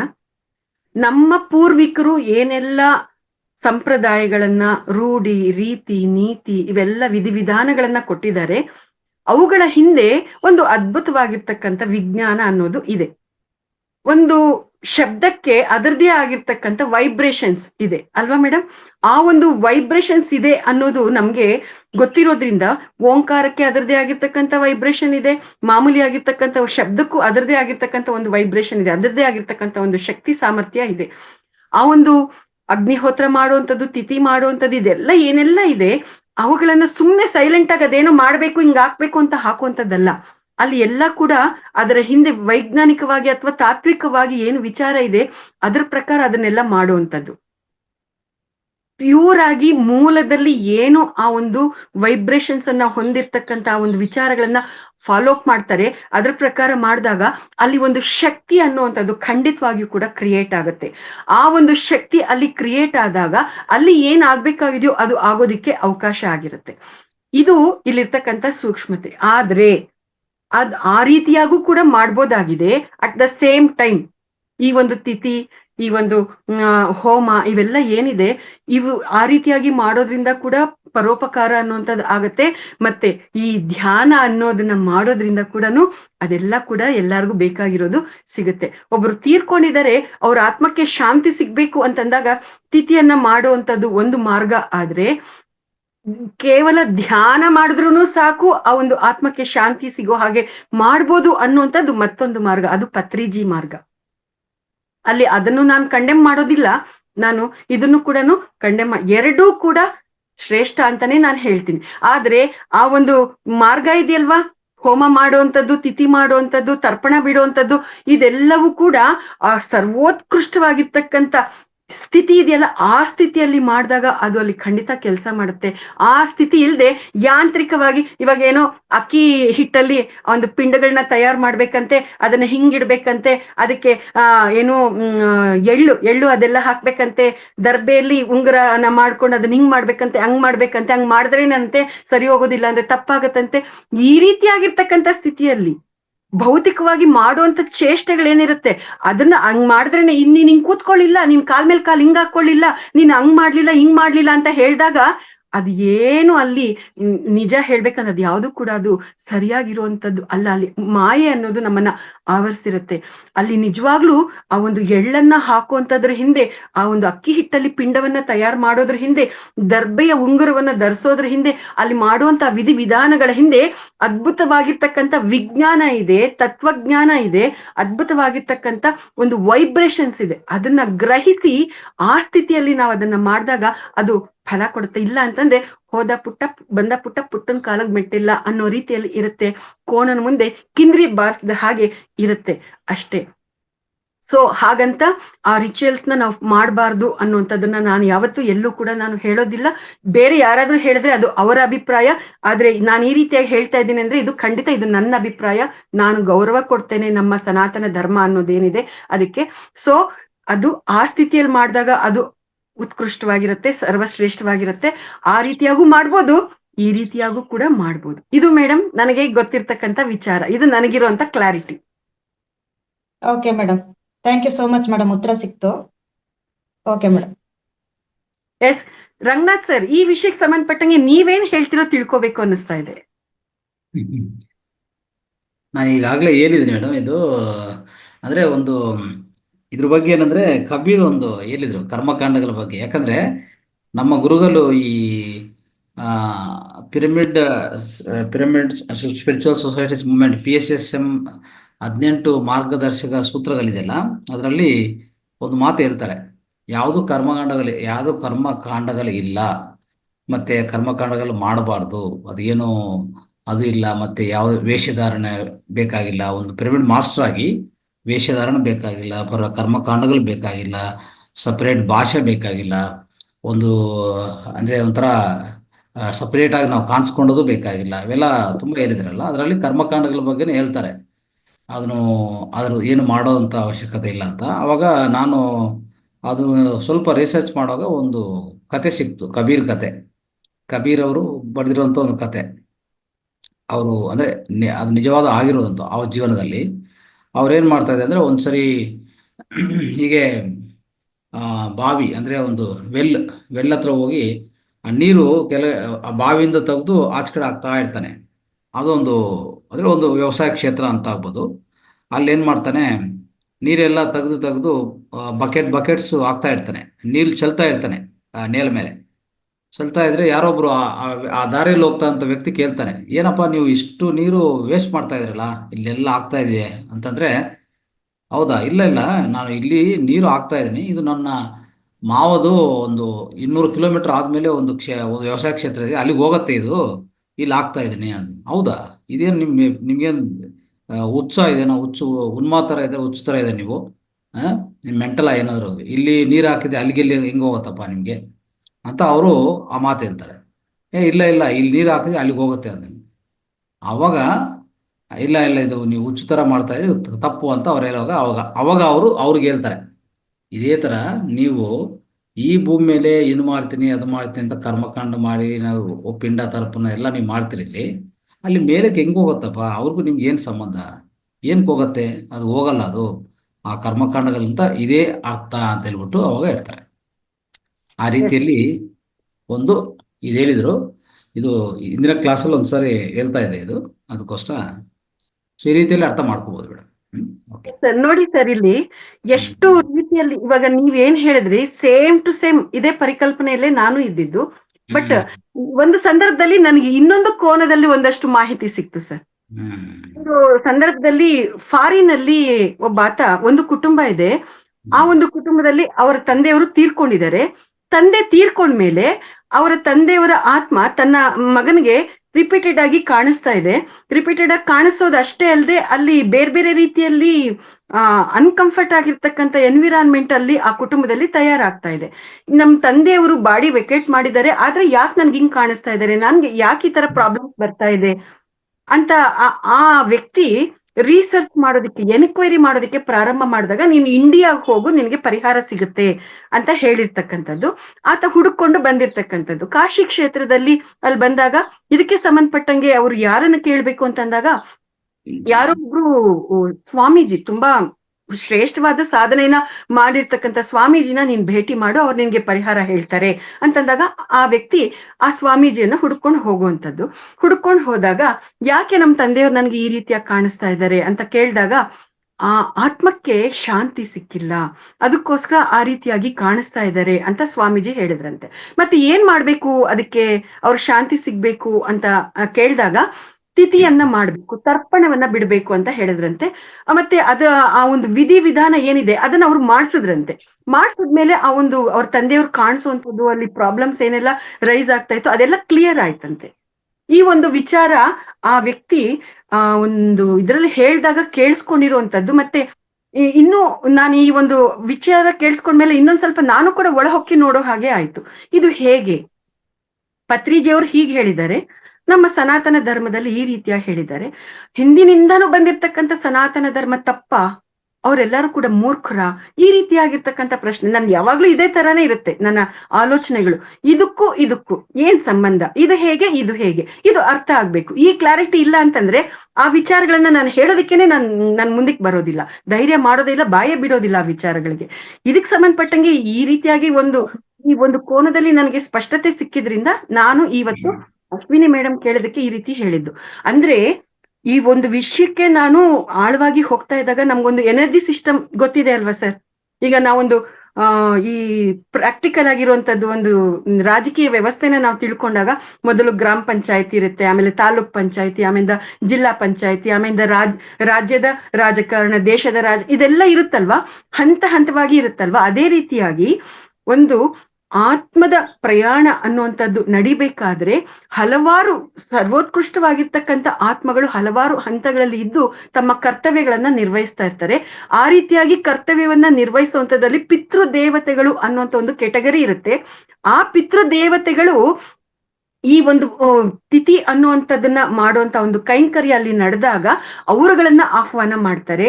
ಅವರುಗಳ ಮುಖಾಂತರ ಅಲ್ಲಿ ಅಸಂತೃಪ್ತವಾಗಿರ್ತಕ್ಕಂಥ ಆತ್ಮಕ್ಕೆ ತೃಪ್ತಿಯನ್ನ ಕೊಡುವಂತ ಒಂದು ಕೆಲಸವನ್ನ ಅವ್ರ ಮುಖಾಂತರ ಮಾಡಿಸ್ತಾರೆ ಅನ್ನುವಂತ ಒಂದು ಕೋನದ ವಿಚಾರ ನನಗೆ ಅರ್ಥ ಆಗಿದ್ರಿಂದ, ಓಹೋ ಹೀಗಿರೋದ್ರಿಂದಾನೇ ಹಿಂದಿನಿಂದ ಕೂಡ ಅನೇಕರು ಈ ಒಂದು ಕೆಲಸವನ್ನ ಮಾಡ್ತಾ ಬಂದಿರೋದು ಅನ್ನೋದು ಅರ್ಥ ಆಗಿದ್ದು. ಬಟ್ ಇದನ್ನ ನಾವು ಈ ರೀತಿಯಾಗಿ ಇದೆ ಅನ್ನೋದನ್ನ ಮತ್ತಷ್ಟು ನಾವು ಆಳಕ್ಕೆ ಅನುಭವಪೂರ್ವಕವಾಗಿ ನಾವು ಅರ್ಥ ಮಾಡ್ಕೊಂಡಾಗ್ಲೇನೆ ಅದು ಕರೆಕ್ಟ್ ಆಗಿರುವಂತದ್ದು. ಮತ್ತೆ ಈ ಒಂದು ಕೋನ ಇದೆ ಅನ್ನೋದು ನಮ್ಗೆ ಅರ್ಥ ಆಗಿದೆ. ಫ್ರೆಂಡ್ಸ್, ಇದ್ರ ಜೊತೆಗೆ ಇನ್ನೊಂದು ಅಂಶವನ್ನ ನಾವು ಸ್ಪಷ್ಟವಾಗಿ ಅರ್ಥ ಮಾಡ್ಕೊಳ್ಳೋಣ. ಸತ್ತಿರೋರ್ಗೆ ತರ್ಪಣ ಇಟ್ಟು ಅವ್ರ ಆತ್ಮಕ್ಕೆ ಶಾಂತಿಯನ್ನ ಕೊಡೋದಕ್ಕಿಂತಲೂ ಹೆಚ್ಚಾಗಿ ಬದುಕಿರೋವಾಗ್ಲೇನೆ ಅವ್ರ ದೊಡ್ಡವರು ಹಿರಿಯರು ಅನ್ನೋರು ಯಾರಿದ್ದಾರೆ ಅವರ ಆತ್ಮ ಶಾಂತಗೊಂಡು ಈ ಶರೀರವನ್ನ ಬಿಡೋ ಹಾಗೆ ನೋಡ್ಕೊಳ್ಳುವಂತ ಒಂದು ಸ್ಥಿತಿ ನಮ್ಮ ಅಂತ ಸ್ಥಿತಿಯಲ್ಲಿ ನಾವು ಅವರ ಜೊತೆ ನಡ್ಕೊಳ್ಳುವಂಥದ್ದು ತುಂಬಾ ಇಂಪಾರ್ಟೆಂಟ್ ಆಗಿರುತ್ತೆ. ಅಂತ ಸಂಸ್ಕಾರವನ್ನ ನಾವೆಲ್ಲರೂ ಕೂಡ ಜಾಗೃತ ಮಾಡ್ಕೊಂಡು ಸೇವೆ ಅನ್ನುವಂಥ ನಿಟ್ಟಿನಲ್ಲಿ ನಮ್ಮನ್ನ ನಾವು ತೊಡಗಿಸ್ಕೋಬೇಕು ಅನ್ನುವಂಥದ್ದು ಫಸ್ಟ್ ಪಾಯಿಂಟ್. ಮತ್ತೆ ಅನೇಕ ಋಷಿ ಮುನಿಗಳು ಎಲ್ಲ ಕೈಂಕರ್ಯಗಳನ್ನ ಮಾಡಿ ಆ ರೀತಿಯಾಗಿ ಅವ್ರಿಗೆ ಆತ್ಮಗಳಿಗೆ ಶಾಂತಿಯನ್ನ ಕೊಡುವಂತದ್ದು ಪರಿಪಾಠ ಅನೇಕ ಸಂದರ್ಭಗಳಲ್ಲಿ ಇರೋದನ್ನ ನಾವು ತಿಳ್ಕೊಳ್ತಾ ಬರ್ತೀವಿ. ಅದೇನು ಮಾಡ್ದಂತಾನೆ ಅವ್ರ ಆತ್ಮಶಕ್ತಿಯಿಂದ ಅವ್ರಿಗೆ ಶಾಂತಿ ಸಿಗೋ ಹಾಗೆ ಮಾಡುವಂತದನ್ನು ಕೂಡ ನಾವು ನೋಡ್ತಾ ಬರ್ತಾ ಇದೀವಿ. ನಮ್ಮ ಪತ್ರಿಜಿ ಅವರು ಇಲ್ಲಿ ನಮ್ಗೆ ತಿಳಿಸಿರ್ತಕ್ಕಂಥದ್ದು ಅಲ್ಟಿಮೇಟ್ ಆಗಿರ್ತಕ್ಕಂಥದ್ದು. ಏನಾಗತ್ತಂದ್ರೆ ಇದು ಒಂದೊಂದು ಪೊಸಿಷನ್ ಅಲ್ಲಿ ಒಂದೊಂದು ಬೇಕಾಗತ್ತೆ. ಸ್ವಲ್ಪ ಜನ ಈಗ ಆಧ್ಯಾತ್ಮಿಕತೆ ಎಲ್ಲ ಇಲ್ಲ ಅಂತ ಇಟ್ಕೊಳ್ಳಿ, ಅವ್ರಿಗೆ ಇದು ಮಾಡಿಲ್ಲ ಅಂದ್ರೆ ಅವ್ರಿಗೆ ಕುರಿತಾ ಇರ್ತದೆ ಒಳಗಡೆ, ಏನೋ ನಾನು ಮಾಡಿಲ್ಲ, ಇವ್ರ ಜೀವನ ಹಾಳಾಗತ್ತೆ. ಅದು ಅವ್ರಿಗೆ ಸೇರತ್ತೋ ಇಲ್ಲ ಅದು ಬೇರೆ ವಿಷಯ, ಅವ್ರಿಗೆ ಮೇಲೆ ಸೇರತ್ತಾ ಇಲ್ಲ ಅದು ಬೇರೆ ವಿಷಯ, ಇವ್ರ ಜೀವನ ಹಾಳಾಗತ್ತೆ. ಅರ್ಥ ಆಯ್ತಾ? ಅವ್ರು ಈ ಪದ್ಧತಿಗಳು ಅನ್ನೋದು ಯಾವ ರೀತಿಯಲ್ಲಿ ಡಿಸೈನ್ ಮಾಡ್ತಾರೆ ಅಂದ್ರೆ, ನಮ್ಮ ಸನಾತನ ಧರ್ಮದಲ್ಲಿ ಯಾರ್ಯಾರಿಗೆ ಏನ್ ಬೇಕೋ ಅದು ಡಿಸೈನ್ ಮಾಡ್ತಾರೆ ಮೇಡಮ್. ಓಕೆ, ಎಲ್ಲರಿಗೂ ಅನ್ವಯಿಸಲ್ಲ. ಈಗ ನಾನು ಮಾಸ್ಟರ್ ಆಗಿದ್ದೀನಿ, ನಾನು ನಮ್ಮ ತಂದೆ ತೀರೋವಾಗಲೂ ಅವಾಗಲೂ ನಾನು ಹಲು ಬಂದಿಲ್ಲ ನನಗೆ. ಆಮೇಲೆ ನಾನು ಯಾವುದು ಕೂದಲು ತೆಗಿಬೇಕಂತ ಹೇಳಿದ್ರು ಅದು ಮಾಡಿಲ್ಲ, ನಾನು ಏನು ಮಾಡಕ್ ಹೋಗಿಲ್ಲ. ಆಮೇಲೆ ಇನ್ನು ಹಲವಾರು ಹೇಳ್ತಾ ಬಂದ್ರು ಈ ತರ. ಆಮೇಲೆ ಅಲು ಅಂತಾನೆ ಬಂದಿಲ್ಲ ಬಿಡಿ, ಎಲ್ಲರೂ ಆಶ್ಚರ್ಯ ಏನಿದು ಅಂತ. ಆಮೇಲೆ ಕೂದಲು ತೆಗಿಬೇಕಂತ ತೆಗಿಯಲ್ಲ ಅಂತ ಹೇಳಿದೆ. ಆಮೇಲೆ ಈ ರೀತಿಯಲ್ಲಿ ಮತ್ತೆ ಏನೋ ಪಿಂಡ ಇದೆಲ್ಲ ಹಾಕ್ತಾರಲ್ಲ ಅದನ್ನು ಮಾಡಿಲ್ಲ ನಾನು ಇಷ್ಟುವರೆಗೂ, ಯಾವ ದಿನ ಮಾಡಿಲ್ಲ ನಾನು. ಓಕೆ, ಇದೆಲ್ಲ ನಮ್ಮ ನಂಬಿಕೆ ಮೇಡಮ್. ಯಾವ ಸ್ಥಿತಿಯಲ್ಲಿದ್ದು ಅದ್ರ ಪ್ರಕಾರ ನಾವು ಅಳವಡಿಸ್ಕೊಂತೀವಿ. ಈಗ ನಾನು ಆ ಸ್ಥಿತಿಯಲ್ಲಿ ಇದ್ದೀನಿ, ನಾನು ಮಾಸ್ಟರ್ ಆಗಿ ಆಗಿದ್ದೀನಿ ಇಷ್ಟುವರೆಗೂ. ಯಾವ ದಿವಸ ನಾನು ಯೋಚನೆ ಮಾಡಕ್ ಹೋಗಿಲ್ಲ, ಏನೋ ಆಗಿರ್ತದೆ, ನನಗೆ ಏನಾಗುತ್ತೋ, ನಾನು ಈ ಥರ ಮಾಡಿಲ್ವಲ್ಲ. ಎಷ್ಟೋ ಜನ ನಮ್ಮ ತಾಯಿ ಅವರೆಲ್ಲ ಅವ್ರ ಆತ್ಮಸ್ಥಿತಿ ಆತ್ಮದ ದಶೆ ಅಂತ ಹೇಳ್ತೀವಲ್ಲ, ಅಂತ ಆ ಆತ್ಮ ಅಂತ ಏನಿದೆಯೋ ಅವ್ರಿಗೆ ಅಷ್ಟೇ ಅರ್ಥ ಆಗತ್ತೆ. ನನಗೂ ಸ್ವಲ್ಪ ನಾವು ಈ ಪ್ರಾಕ್ಟೀಸ್ ಮಾಡಿ ಧ್ಯಾನ ಪ್ರಾಕ್ಟೀಸ್ ಮಾಡ್ತಾ ಈ ಆಧ್ಯಾತ್ಮಿಕ ಒಲಪು ಹೆಚ್ಚಿದಿರುವಾಗ ನಮ್ಗೆ ಅರ್ಥ ಆಗಿದೆ. ಅದಕ್ಕೋಸ್ಕರ ನಾವು ಅದ್ರ ಬಗ್ಗೆ ಒಂದು ಚೂರು ಯೋಚನೆ ಮಾಡಕ್ ಹೋಗಲ್ಲ, ಏನೂ ಆಗಲ್ಲ, ಆರಾಮಾಗಿರ್ತೀವಿ. ಇಷ್ಟೆಲ್ಲ ಕೆಲಸ ಮಾಡ್ತಾ ಇದ್ರೆ ಮತ್ತೆ ಏನೋ ಆಗಿದ್ರೆ ಏನು ಹೆಂಗೆ ಮಾಡಕ್ ಸಾಧ್ಯವಿಲ್ಲ. ಓಕೆ, ಇದು ಈ ರೀತಿಯಲ್ಲಿ ಮೇಡಮ್ ಅವ್ರ ಆತ್ಮದ ಹಂತದ ಪ್ರಕಾರ ಅದು ಪಾಲನೆ ಮಾಡಿದ್ರೆ ಒಳ್ಳೇದೇ, ಅವ್ರು ಮಾಡ್ಲಿ. ಯಾಕಂದ್ರೆ ಇಲ್ಲಾಂದ್ರೆ ಅವ್ರಿಗೆ ಕುರಿತಾ ಇರ್ತದೆ. ಇವರು ಸ್ವಂತ ಯದ್ಭಾವಂ ತದ್ಭವತಿ ಅಂತ ಇವ್ರು ಒಳಗಡೆ ಇರುವಂತ ಭಾವನೆ ಎಲ್ಲ ಅದು ವ್ಯಕ್ತೀಕರಣ ಆಗ್ತಾ ಇರ್ತದೆ, ವ್ಯಕ್ತಪಡಿಸ್ತಾ ಇರ್ತಾರೆ ಆಚೆ ಕಡೆ. ಅವರ ಸುತ್ತು ಕಾಣಿಸುವಂತ ವಾತಾವರಣ ಎಲ್ಲ ಅದೇ ರೀತಿಯಲ್ಲಿ ಇರ್ತದೆ. ಅವಾಗ ಅನ್ಕೊಂತಾರೆ, ಅಯ್ಯೋ ನಾನು ಇದು ಮಾಡಿಲ್ಲ ಅದಕ್ಕೆ ಈ ತರ ಆಯ್ತಲ್ಲ ಅಂತ ಹೇಳ್ಬಿಟ್ಟು. ಅದಕ್ಕೆ ಅವ್ರವ್ರ ಸ್ಥಿತಿ ಪ್ರಕಾರ ಅವ್ರು ಮಾಡ್ತಾ ಹೋಗ್ಲಿ ಮೇಡಮ್. ಓಕೆ, ನಾವು ಯಾವ್ದು ಫೋರ್ಸ್ ಮಾಡೋದಂತೂ ಇಲ್ಲ, ಇದೇ ರೀತಿ ಮಾಡಬಾರ್ದಂತ ಇರಲ್ಲ. ನಿಮ್ಮ ಆತ್ಮಸ್ಥಿತಿ ಒಪ್ಕೊಂಡ್ರೆ ಮಾಡೋದು ಬೇಕಾಗಿಲ್ಲ ಅಷ್ಟೇ. 100% ಸತ್ಯ ಸರ್.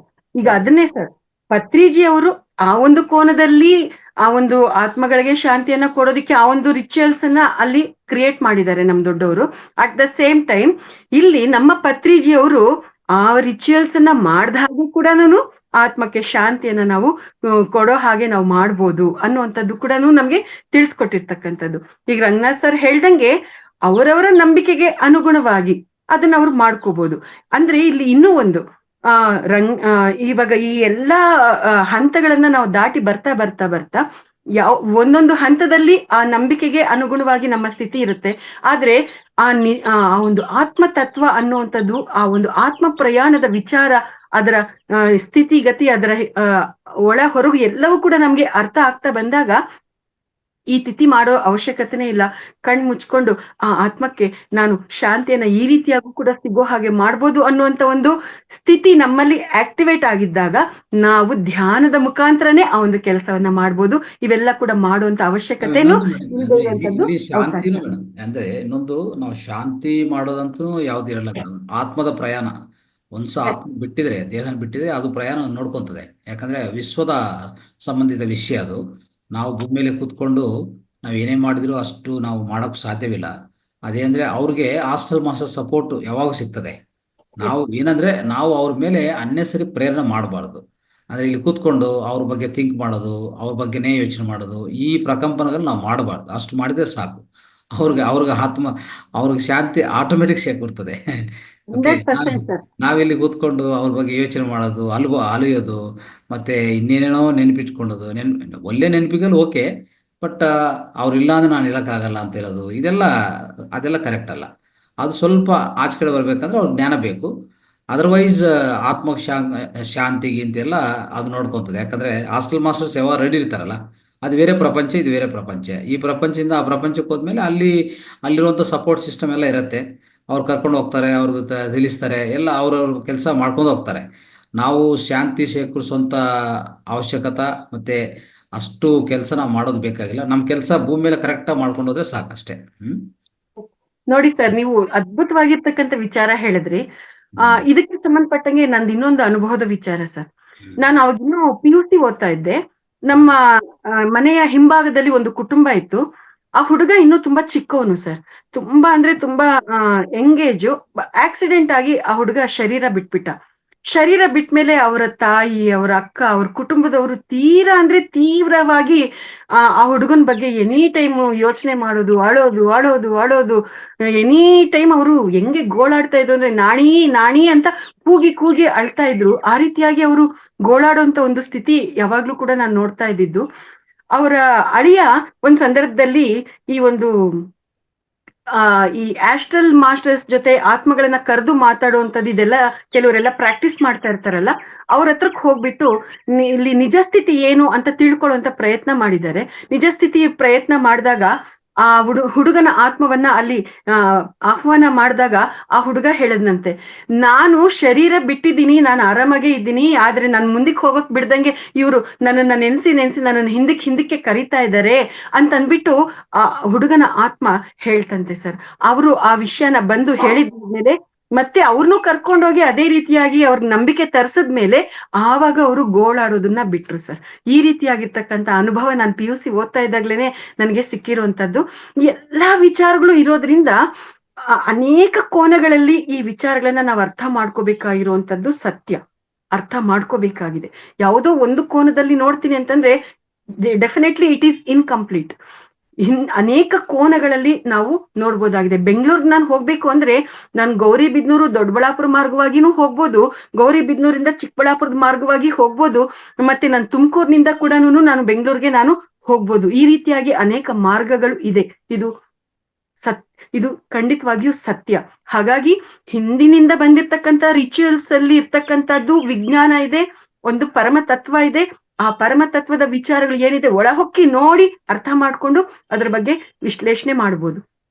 ಆದ್ರೆ ನಮಗಿವಾಗ ಎಲ್ಲಾರ್ಗೂ ಕೂಡ ಚೆನ್ನಾಗಿ ಅರ್ಥ ಆಗಿರುವಂತದ್ದು ನಮ್ಮ ಪತ್ರಿಜಿ ಮಾರ್ಗದಲ್ಲಿ ಧ್ಯಾನ ಅನ್ನುವಂತ ವಿಚಾರದಲ್ಲಿ. ಸೊ ಇದನ್ನ ನಾವು ಗಟ್ಟಿಯಾಗಿ ಹಿಡ್ಕೊಂಡು ನಾವು ನಡೀತಾ ಇರ್ತಕ್ಕಂಥದ್ದು. ಯಾರಿಗೆ ಯಾವ್ದು ಬೇಕೋ ಅದನ್ನ ನಾವು ಮಾಡ್ಬೋದು, ಯಾವ್ದಕ್ಕೂ ಅಬ್ಜೆಕ್ಷನ್ ಅನ್ನುವಂಥದ್ದು ಇಲ್ಲ, ಯಾವ್ದನ್ನು ತೆಗೊಳ್ಳುವಂಥದ್ದಿಲ್ಲ.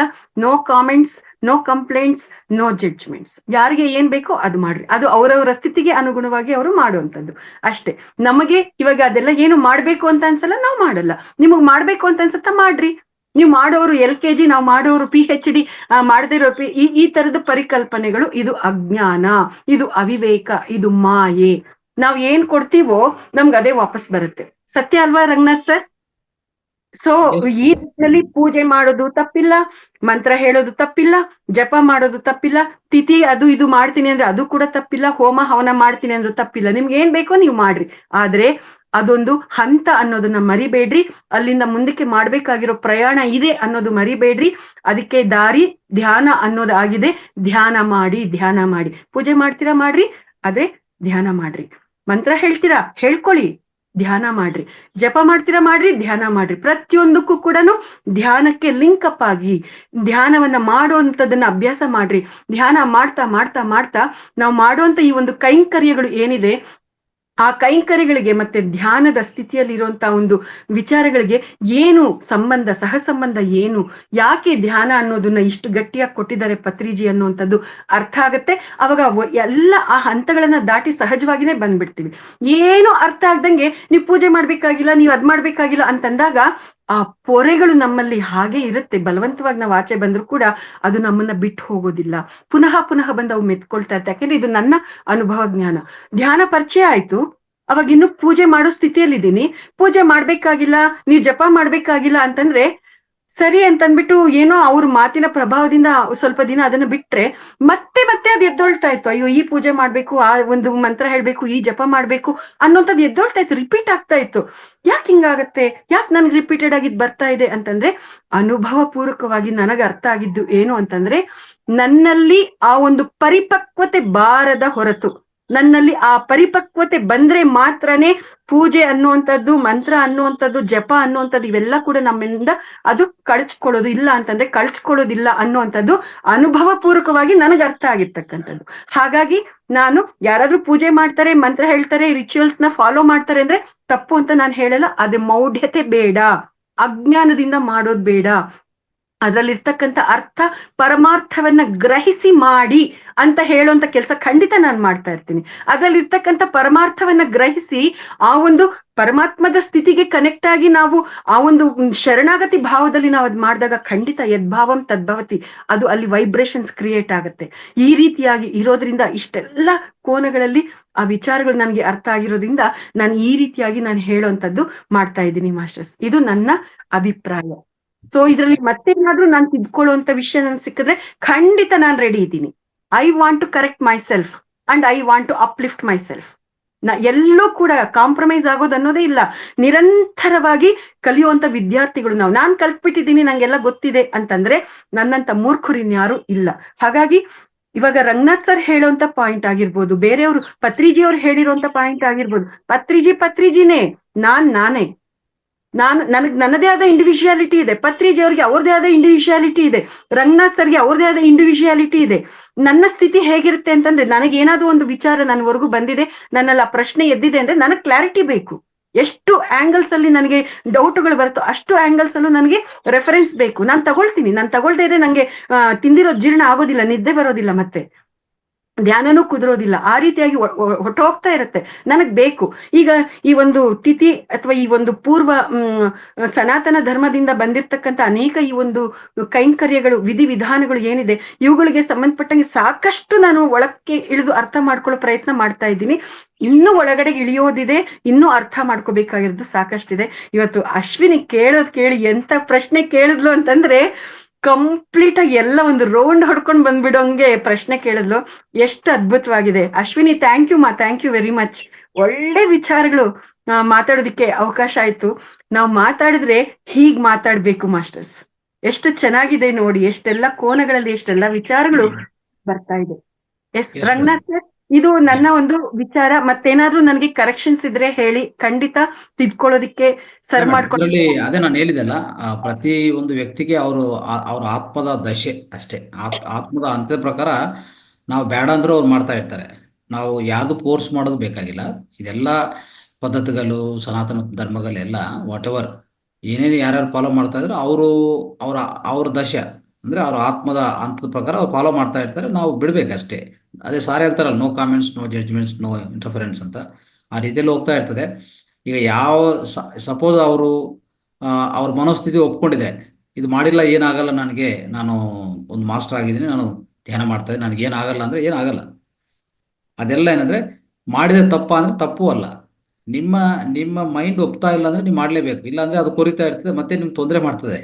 ಅಷ್ಟೇ ಇರೋದು ಈ ಪದ್ಧತಿಗಳೆಲ್ಲ ಅಷ್ಟೇ. ಆಮೇಲೆ ಒಂದು ಮಾಸ್ಟರ್ ಆಗೋವರೆಗೂ ಪ್ರತಿಯೊಂದು ವ್ಯಕ್ತಿ ಒಂದು ಬಿಲ್ಡಿಂಗು 10 ಮೆಟ್ಟಿಗಳು ಎಕ್ಕಿದ್ರೆ ಬಿಲ್ಡಿಂಗ್ ಬರ್ತದೆ.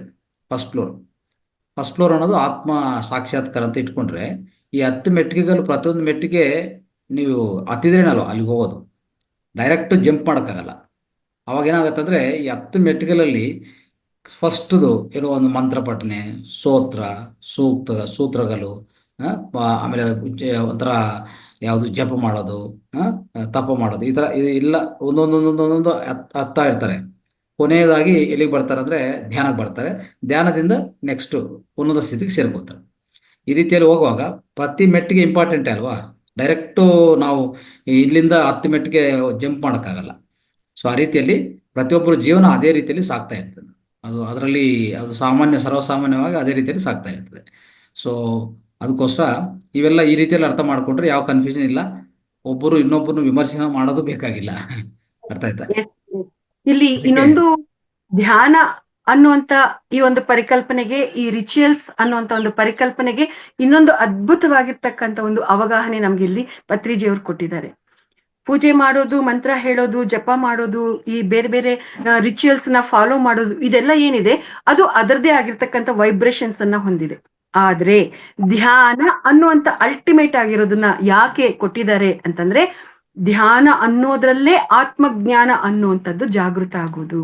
ಆತ್ಮಜ್ಞಾನನೇ ಅಲ್ಟಿಮೇಟ್ ಆಗಿರ್ತಕ್ಕಂಥದ್ದು. ಹಾಗಾಗಿ ಆ ಆತ್ಮಜ್ಞಾನ ಜಾಗೃತ ಆಯ್ತು ಅಂತಂದ್ರೆ ಇವೆಲ್ಲ ವಿಚಾರಗಳು ಕೂಡ ಅಲ್ಲೇ ನಮ್ಗೆ ಅರ್ಥ ಆಗ್ತಾ ಬರುತ್ತೆ.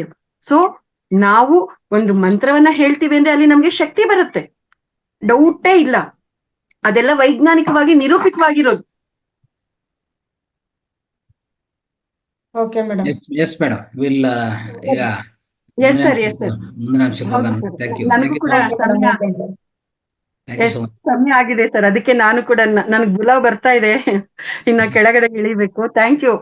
ಮುಂದಿನ ಈ ತರದ ವಿಚಾರಗಳನ್ನ ನಾವು ಬೇರೆ ಸಂದರ್ಭದಲ್ಲಿ ಮಾತಾಡೋಣ masters. Thank you very much. Right.